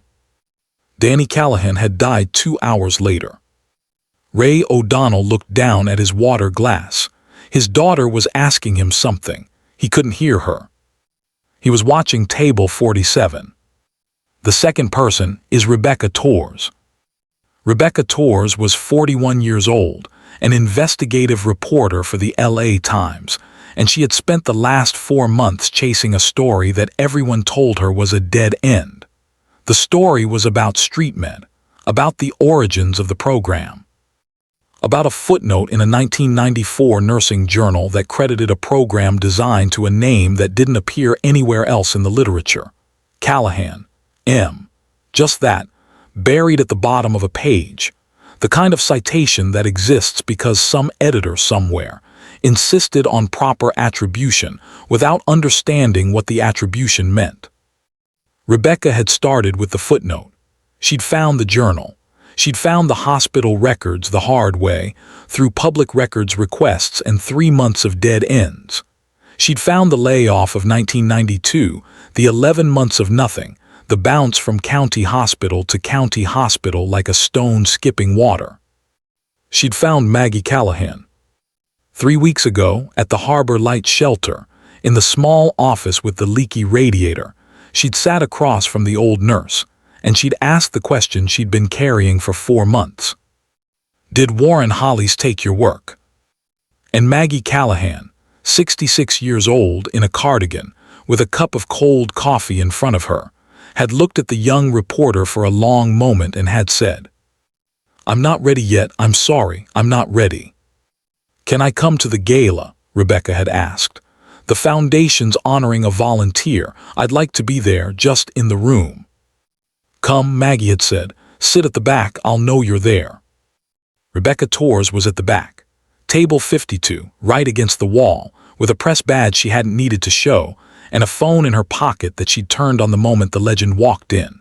And Rebecca Torres, who was, first and last, a reporter, which meant she noticed everything and believed nothing without proof, watched the green room door open, watched Maggie Callahan walk out with the look on her face that reporters learned to recognize on witnesses, The look that means they almost got me to sign something. And Rebecca Torres made a decision. She wasn't going to sit at the back anymore. She stood up. We're approaching the moment now. The moment the title of this story is about. And I want you to understand how it happened, because the version that will travel, the version people will repeat, won't be quite right. The room was not standing for Keanu Reeves. Let me say that again, because it matters more than anything else in this story. The room was not standing for Keanu Reeves. The room was standing for Maggie Callahan. And it didn't happen all at once. It happened the way real things happen, in pieces, in starts, in the particular arithmetic of human beings recognizing, one by one, what they were actually looking at. It started with Rebecca Torres. She crossed the ballroom, past table 52, past the silent waiters, past the congressman who was watching her with the reflex wariness of the powerful watching a press badge move, and she stopped at table 47, where Keanu and Lena stood with Maggie at the edge of the bar. "Ms. Callahan," she said, "you don't know me. I'm Rebecca Torres. I'm the reporter you spoke to 3 weeks ago." Maggie's face went still. "Not now," she said. "Please, not now." "I'm not here for the interview," Rebecca said. "I'm here because I saw you come out of that room and I saw your face and I want you to know something." She took a breath. "I still have the journal, the footnote, the one that says Callahan, I've had it for 4 months, and I'm going to run the story with or without you because it's true and because the truth has been waiting 34 years for someone to print it." "Then why are you telling me?" "Because the truth looks different when a person tells it themselves," Rebecca said. "And because I don't want to write about a ghost. I want to write about a woman who decided, at 66 years old, that she wasn't going to be quiet anymore." Now, here's where the dominoes started. The retired nurse at table 30, Carol, had been watching the whole thing. She'd been a night nurse at St. Vincent's in the 90s. She knew the story of Maggie Callahan the way every night nurse in that building knew it, as a legend, as a warning, as the woman whose name you didn't say out loud in the administrator's office. When Carol saw the young reporter cross the room, when she saw the legend standing with the woman in blue, Carol did something extraordinary. She stood up, and she said, in the carrying voice of a woman who had spent 40 years speaking over hospital noise, "Maggie Callahan." The room turned. "I don't know if you remember me," Carol said. "I worked for West in 92. After she stopped, corrected herself. After you left, they told us you'd left. They told us you'd moved on. And I believed them because I was 23 and I didn't know any better." Her voice was carrying now, filling the quiet. "And then I found out years later that it was your methods we were using, all of us, every night. The compassion rounds, the second records, the discharge calls, your work, Maggie. Your name was the reason I became the nurse I became. And nobody ever told you. I'm telling you now. In front of these people, it was you. It was always you." The room had gone still. The kind of still that has a sound, a low hum, like a held breath. And then Chief Ray O'Donnell stood up. He was at table 9, far across the room, a 71-year-old retired fire chief in a suit that didn't fit, and he stood up, and he said, in the voice he'd used to command 100 fire scenes, the voice that carried through smoke and chaos and fear, "Maggie Callahan." She turned. She saw him, and Ray O'Donnell saw her face change, saw the 38 years of carrying drop away for just a second because she recognized him. "Chief O'Donnell." "It's me, Mags." He was walking now, crossing the room, and the room was parting for him the way it parts for a man who has walked through fire because it always does. "I want you to know something. Danny said something to me the night he died. We were standing by the engine before the call. He said," Ray's voice caught once the way it always caught when he told this part, and he pushed through it. He said, "Chief, one day the whole room's gonna stand up for her. You watch. One day they're gonna see her, and they're gonna stand up, and I'm gonna be standing right there with them." The room heard the words. The room understood, in the particular way rooms understand, that the name Danny was a name of the dead, and that the man speaking had carried those words for 15 years. "A man keeps a promise like that," Ray said. "A man keeps a promise like that for the one who said it." He sat down. "And then I need you to understand this. It wasn't a wave. It wasn't choreographed. It was the opposite of choreographed. It was people making individual decisions, 30, 40, 50 of them in the span of maybe 20 seconds, each for their own reason." The retired nurse stood, because she'd been carrying her own debt to Maggie for 34 years.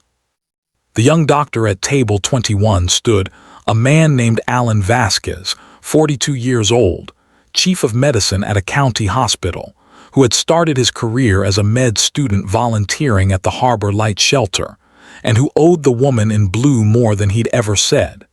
He stood, and he said nothing, and he stood.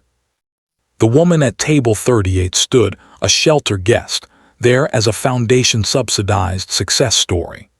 A woman named Darla who had slept in cot number 9 for 8 months, and whose dressings Maggie had changed every Wednesday night, who stood because the woman in blue had been the first person in her life to learn her name without being asked for it. The waiter who had heard the name at the bar stood.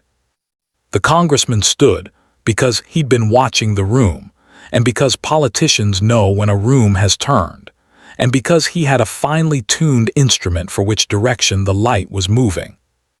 And Marcus Bell, at the door, the security guard who had blocked the legend, who had seen the pencil mark on the list, who had understood in a single sickening flash that someone had crossed the woman in blue off on purpose, Marcus Bell stood. The room rose. Not all at once, not in a wave you could photograph, in pieces, in starts, the way real things happen. And then it was everyone. Table after table, chair after chair. 300 people standing in a room that had gone so quiet you could hear the Sadie still playing. The quartet had not stopped. The first violinist was still playing because no one had told them to stop, and the music was the only thing moving. Every guest stood up. But not for Keanu Reeves. He was standing too, of course he was. He'd been standing the whole time. He'd never once sat down through any of it, but the room wasn't looking at him. The room was looking at a 66-year-old retired nurse in a blue dress she couldn't afford, standing at the edge of the bar with a reporter on one side and a legend on the other, and a dead firefighter's promise ringing in the air like a bell. Maggie Callahan looked at the room. 300 people standing for her. She didn't know what to do with her hands. That's what she would remember later, the hands.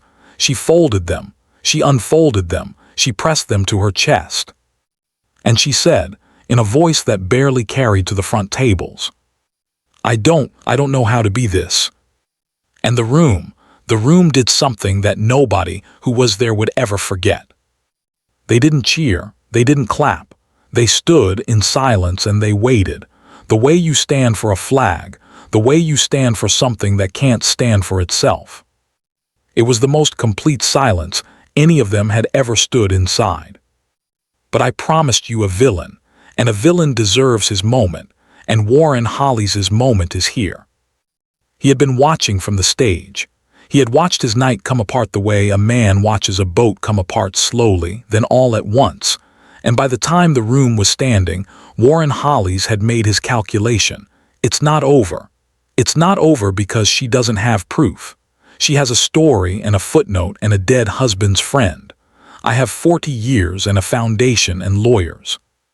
He stepped to the microphone, and Warren Holly's, who had been told his whole life that he was the smartest man in any room, who had believed it, because the rooms had always agreed with him, did the thing that men like him always do when the room turns. He tried to own it. Maggie, his voice rolled across the standing room, warm, fatherly, seamless. Maggie, I want you to know, this is exactly why we're honoring you tonight. This is the moment right here. This is what philanthropy looks like.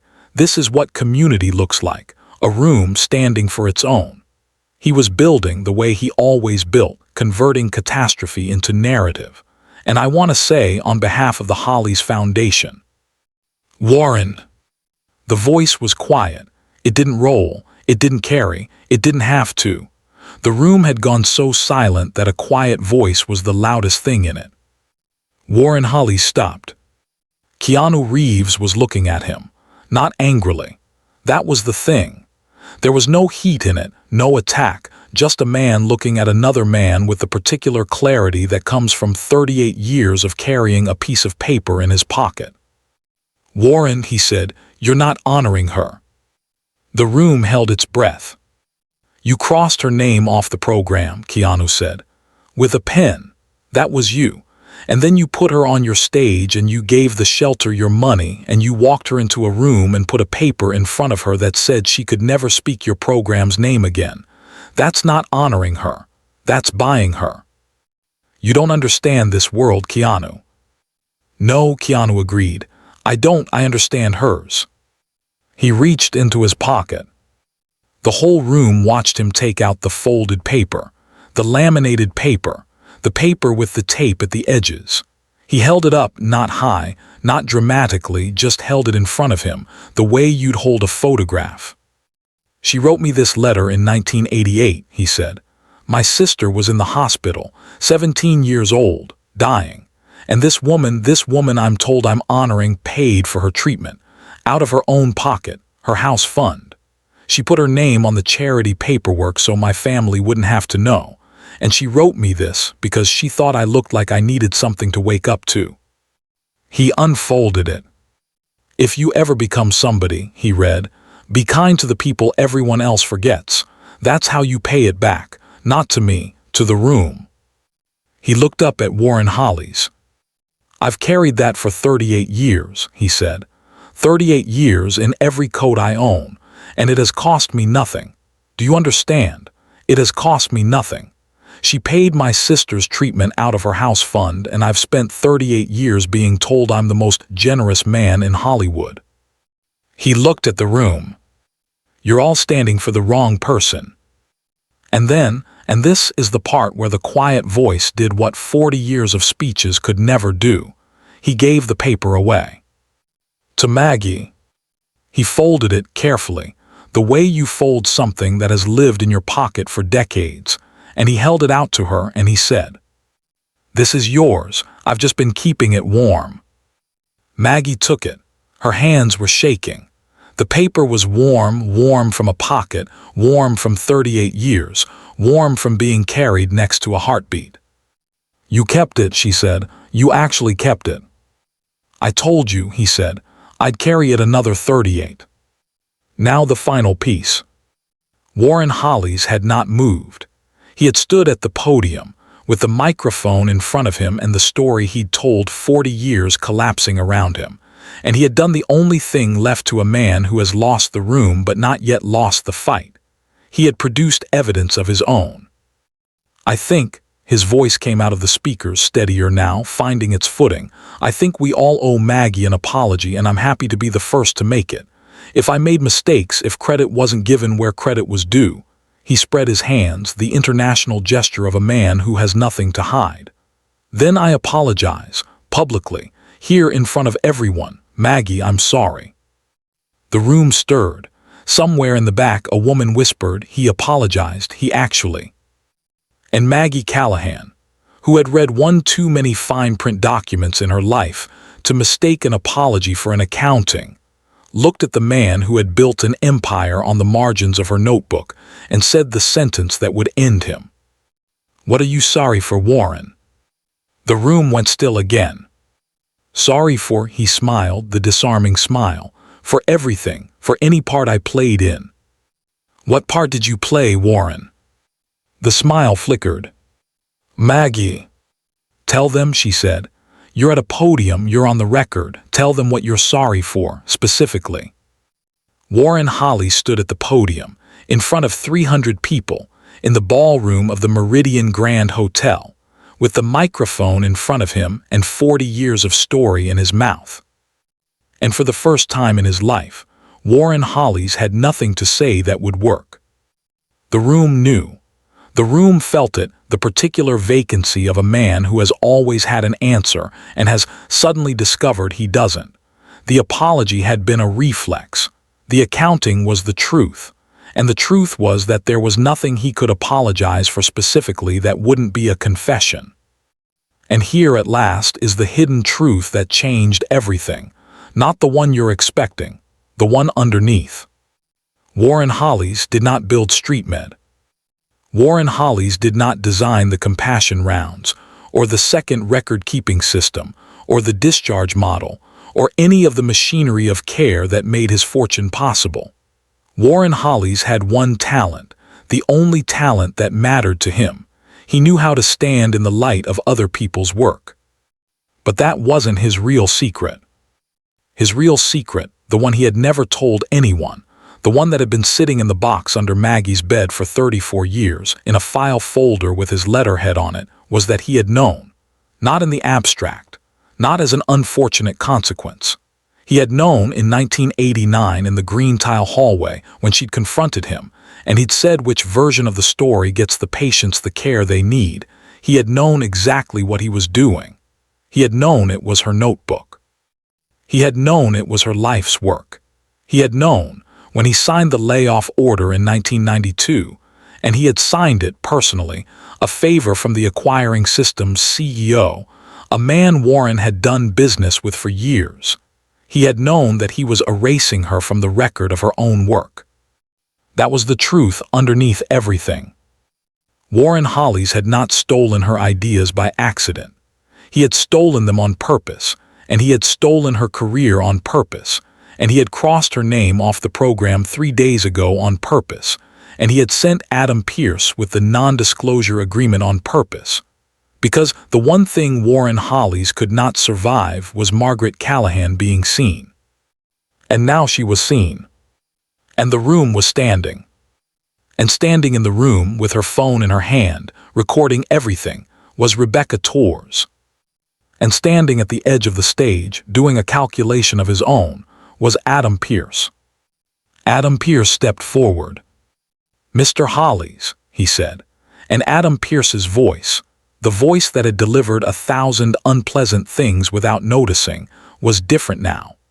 It was the voice of a man who had stood in a green room with a folder in his hands, watching a woman choose truth over $1 million, and who had spent the intervening hour doing something his job had never required him to do. Adam Pierce was thinking. "Mr. Hollies," he said, "there's something you should know." "What, Adam?" Warren's voice had an edge now. The performance was fraying. "The donation," Adam said. "The $1 million to the shelter." "What about it?" Adam Pierce reached into his jacket. He took out a folder, the same folder, the green room folder, and he held it up, and he said, in a voice that carried to every corner of the silent room, "There's no signature on the NDA. She didn't sign it." So the donation doesn't have to happen," Adam said, "and I want to make sure you understand what that means." He looked at Warren, then he looked at the room.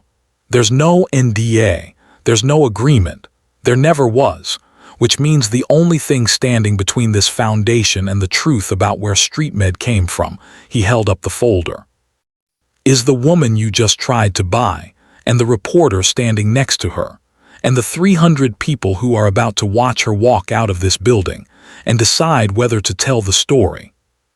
The room breathed. "But I want you to understand something else, Mr. Hollies," Adam Pierce said. "I want you to understand what kind of man stands in a green room with a folder and a pen and watches a woman choose the truth over $1 million and then walks out and does what you did." He paused. "I signed the crossing out, the pencil mark on the list. That was me."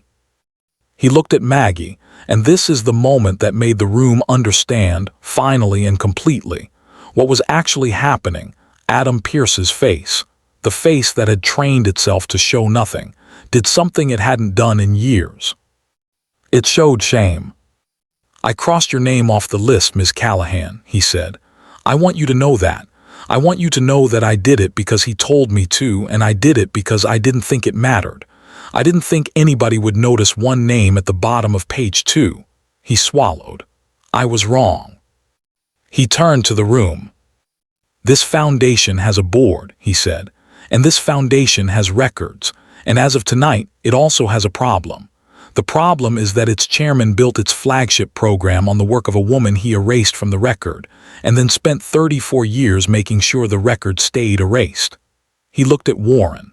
That's not a problem I can fix with a folder, but it's a problem I can start to fix by telling the truth about what I know. And then Adam Pierce, the fixer, the enforcer, the man with the face that showed nothing, did the last thing anyone expected. He handed the folder to Rebecca Torres. "Ma'am," he said, "for what it's worth, I think the truth's been waiting long enough." Warren Holly stood alone at the podium. Not for long. 30 seconds maybe. 45. Long enough for the room to see it, the vacancy, the collapse, the particular smallness of a man whose entire life was a story being told by other people, and who had just watched the storytellers leave. The first guest to turn away was the woman at table 12, the one who dropped her fork when the legend walked in. She turned to her husband, and she picked up her purse, and she walked out, and she did not look back. The second was the congressman. The third was the board chair, a woman named Evelyn Hart, 74 years old, a philanthropist of the old school, a woman who had sat on Warren Holly's board for 20 years and who had seen, in the last half hour, something she had never seen before. Her chairman, empty-handed. Evelyn Hart stood up. She did not leave. She walked to the stage. "Mr. Hollies," she said. Her voice was quiet, and it didn't need the microphone because the room had gone utterly silent. "I think it's time you handed me the microphone." Warren looked at her. For a moment, one long, terrible moment, the whole room watched a man decide whether he would fight for the last piece of his story. And then Warren Holly stepped away from the podium. He didn't hand her the microphone. He just set it down. And he walked off the stage, down the steps, across the ballroom, past table 47, past the woman in blue, past the man who had carried her letter for 38 years, past the 300 people who were standing not for him, never for him, and he walked out of the Meridian Grand Hotel, and out of the story he had spent 40 years telling himself. He didn't speak to anyone. He didn't apologize. He didn't look back. He just walked, and the room let him go, and nobody followed, and everybody watched. The last thing they saw was the glass doors swinging shut behind him, and the night outside, and the valet who stepped forward with a ticket, and the limousine that swallowed him whole. Evelyn Hart stood at the podium. She was 74 years old. She had been a nurse's aide once in 1969, before she'd married into the family that made her fortune. She'd emptied bedpans on the night shift at a county hospital in Pittsburgh, and she had never once forgotten what that work had taught her about who really holds the world together. She had spent 20 years on Warren Holly's board telling herself that the machine she served was, on balance, a force for good. She had watched, tonight, a woman in a blue dress teach the room what good actually looked like. "Ladies and gentlemen," Evelyn Hart said into the silence, "I'm not going to make a speech. There's been enough speech tonight." She looked out at the room, at the standing room, at the woman in blue who was being steadied by a legend on one side and a reporter on the other. "But I want to say 3 things, and then I want to ask you to do something." She held up the gift. No, she held up a piece of paper, the foundation's letterhead, the donation agreement, the $1 million. "This donation," she said, "was announced tonight contingent on a signature. There is no signature, and I want you to understand what that means." She paused. "This board cannot compel the foundation to honor an agreement that was never made, but I can tell you what I am going to do.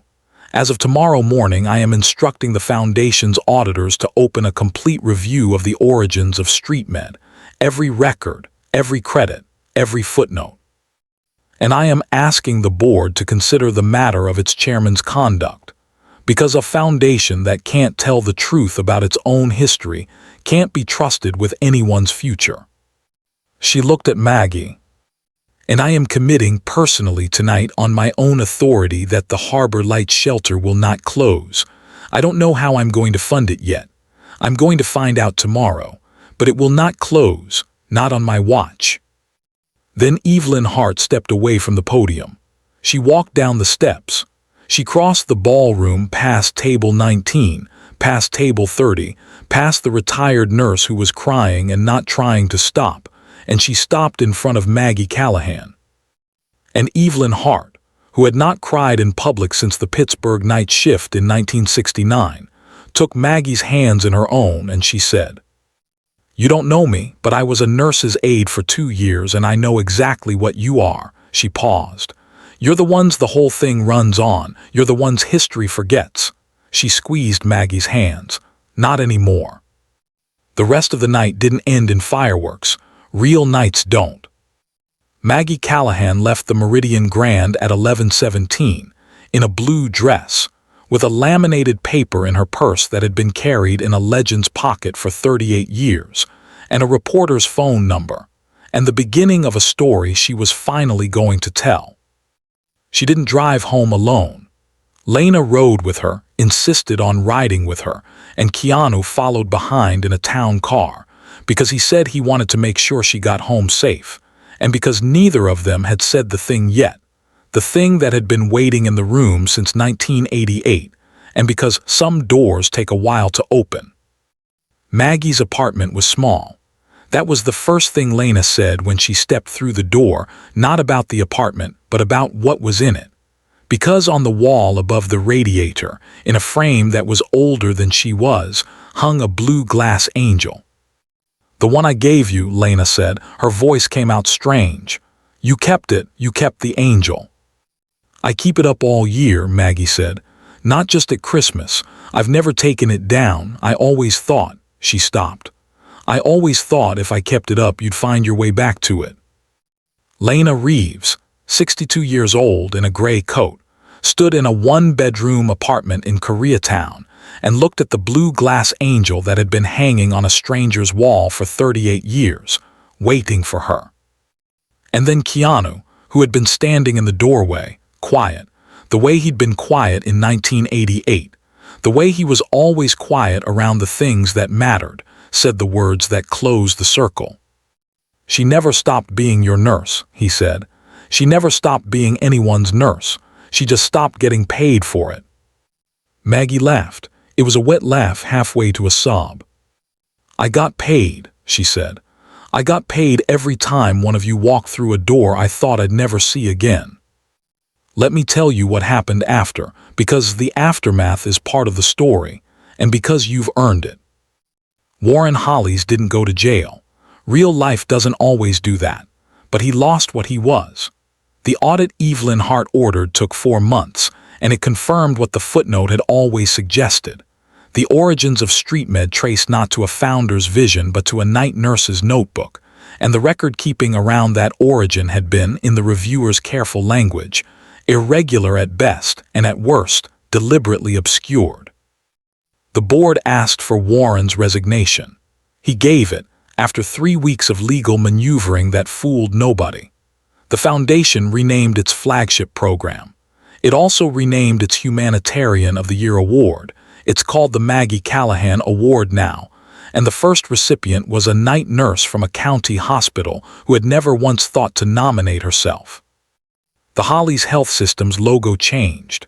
Warren's name came off the building slowly, the way names come off buildings when their owners fall, one lawsuit at a time, one donor letter at a time, one quietly repossessed yacht at a time. By the end of the year, the Beacon was listed for sale. It never sold. Some yachts are just too heavy. Maggie's interview ran in the LA Times on a Sunday on the front page. The headline read, "The Night Nurse Who Built an Empire and the Man Who Erased Her." Rebecca Torres wrote it in 6 weeks, and she has said since that it was the easiest story she ever wrote because the truth had been waiting so long that it was practically standing up and waving. The Harbor Light Shelter didn't close. Evelyn Hart kept her word. She funded it personally, quietly, and she made sure the boiler got replaced before January. The day the new boiler went in, Maggie stood in the basement and watched the plumbers work, and she cried, and Darla, the woman from cot number 9, who had been sober for 14 months now and was training to be a peer counselor, found her there and didn't ask why. She just stood with her. Keanu and Lena came back to Los Angeles in the spring. They came to the shelter, both of them, no cameras, no announcement, and they spent a Saturday evening the way Maggie had spent 11 years of Saturday evenings, filling bins, folding shirts, sitting with the ones who couldn't sleep. Lena met Darla. Darla told Lena her story. Lena told Darla hers. Two women, a generation apart, in a shelter basement, comparing scars like they were souvenirs. And at the end of the night, Keanu pulled Maggie aside. "Heard there's going to be a scholarship," he said. "Evelyn's idea," Maggie said. "Nursing scholarship, named after," she stopped. "Well, named after someone nobody's ever heard of." "Actually," Keanu said, "everybody's heard of her now." Maggie laughed. It was a good laugh. It had been getting better all spring. "Do you remember what you asked me," he said, "that first night, in the quiet room? I asked you if you'd slept in a week." "No, before that, you asked me what my name was." "Oh," Maggie said, "I remember you said, 'Doesn't matter, I'm just her brother.'" "And you said," Keanu smiled, the smile she'd seen at the velvet rope, the one that expected exactly what it got. "You said, 'Her brother is a name, it's the best name there is. Don't let anybody tell you different.'" Maggie looked at him. 38 years. From a plastic chair in a green tile ward to a shelter basement in Koreatown, with a laminated letter and a blue glass angel between them. "I'm glad I said it," she said. "Yeah," Keanu said, "me too." The ceremony was in June. It was small. That was the thing.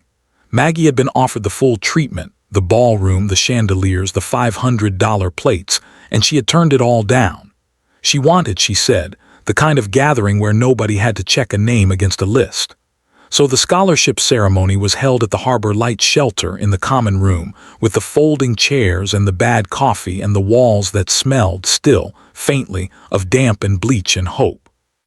The scholarship was called the Margaret Callahan Nursing Scholarship, and the first recipient was a young woman named Jasmine, a nursing student, first in her family, who had spent a year sleeping at the shelter while she finished her prerequisites, who had told Maggie in the application essay that she wanted to work nights because the night is where the real work is.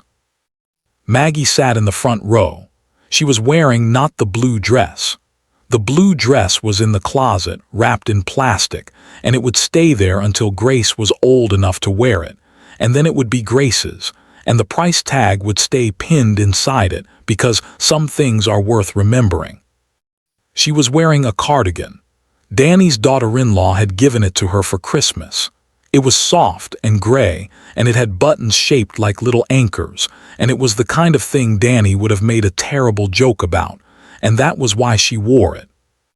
In the second row sat Keanu and Lena. Lena had brought the angel, no, not the one on the wall. She had brought a new one, a small blue glass angel, identical to the first, wrapped in tissue paper, which she pressed into Maggie's hands before the ceremony began, with a note that said, in Lena's careful handwriting, "Now you have two, one for the wall and one for the road." And in the third row, in a suit that still didn't fit, sat Chief Ray O'Donnell. He had asked, when Maggie invited him, whether he was sure he belonged there. Maggie had looked at him, at the man who had carried Danny's promise for 15 years, who had stood up in a ballroom and said it out loud, who had kept the words of a dead firefighter alive long enough for the room to hear them, and she had said, "Chief, you're the reason I'm standing here. You're coming." He'd come. He'd sat in the third row, and he had watched a room of shelter guests and nurses and students, and one legend and one sister stand up for a woman in a cardigan with anchor buttons, and he had thought of Danny, of course he'd thought of Danny, and he had not cried because he was a firefighter, and firefighters don't cry at ceremonies. He'd cried in the car on the way home. Jasmine gave her speech. It was 4 minutes long, and it was the most honest thing any of them heard that year, and when she finished, she looked at Maggie and she said, "I want to tell you something my grandmother used to say. She said, 'Be careful who you forget, because the people you forget are the ones who remember you best.'" The room stood up. Not all at once, in pieces, in starts. the way real things happen. Maggie Callahan, 66 years old, sat in her chair in the front row with her hands in her lap, and she watched the room rise for her. Not a ballroom, not a gala, not a stage with a microphone, just a common room full of people who knew her name, standing up, because she'd taught them that staying was the only thing that was real. And she heard, as clearly as if he were standing beside her, because he was always. He had been standing beside her for 38 years in 100 different ways. The voice of a young man in a plastic chair, at 3 a.m., with the radiator knocking and the snow falling. If I'm here, nobody can forget her.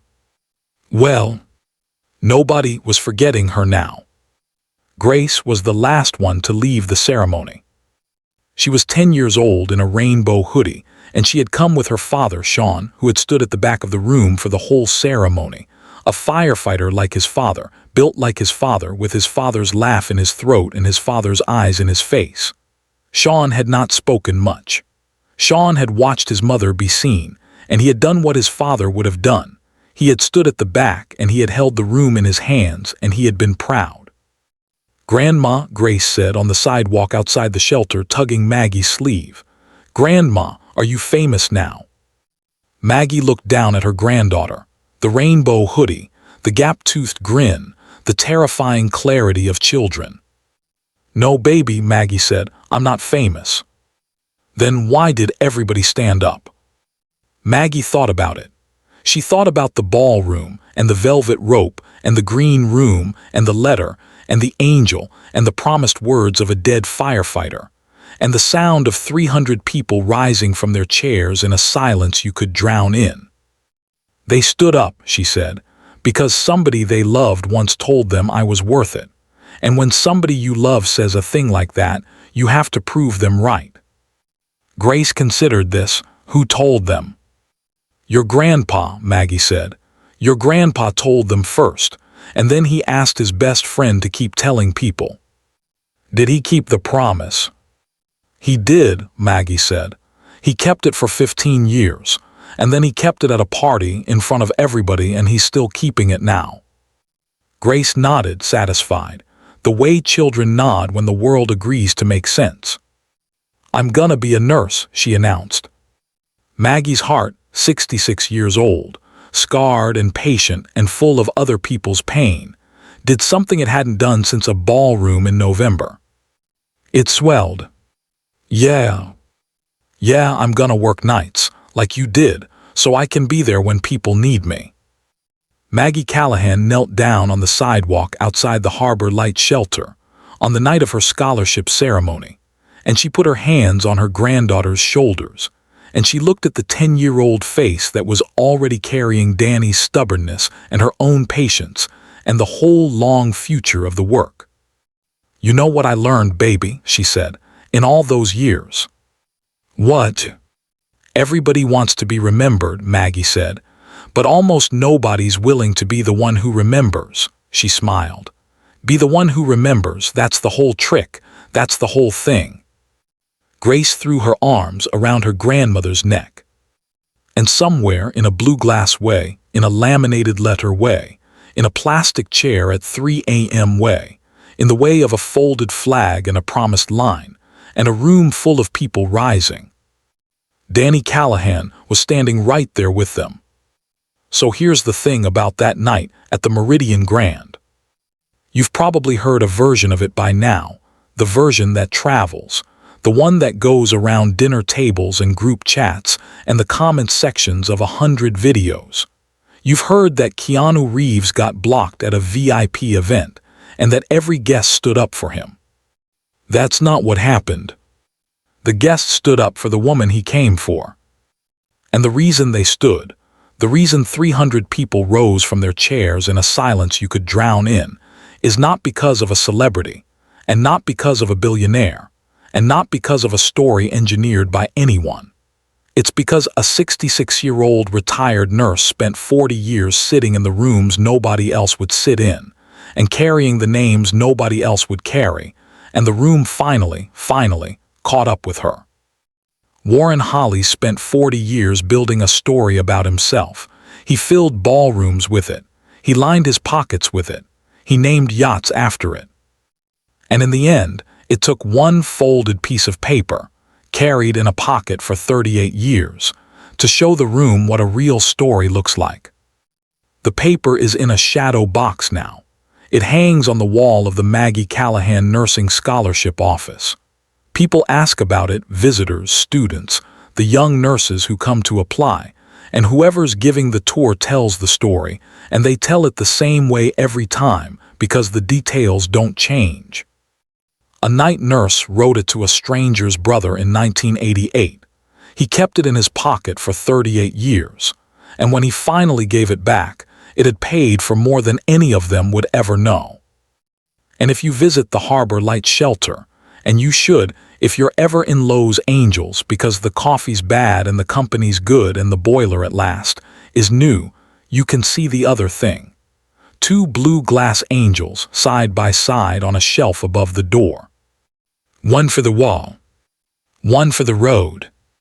So, friend, wherever you're watching from tonight, whatever city you're about to type into the comments, if you've ever been the one nobody saw, if you've ever done the work with no name on it, if you've ever sat in a room at 3 a.m., in a plastic chair or a hospital hallway or a kitchen with the lights off and thought, nobody will ever know I was here, this story is for you. And here's the promise, the same one that woman made to herself in 1988, the one that carried her through every room she sat in for 40 years. You don't need the room to stand for you. But oh friend, when it finally does, there's nothing in the world like it. Let us know in the comments where you're watching from, and if you've ever been the one who stayed in the room, tell us about it. This channel is built on stories like that. We read every single comment. And if this story reached you, if it meant something to you the way that letter meant something to him, then share it with someone who needs it tonight. Because the people we forget are the ones who remember us best. That's not just the end of this story. That's the beginning of every story that matters. Until next time, be the one who remembers.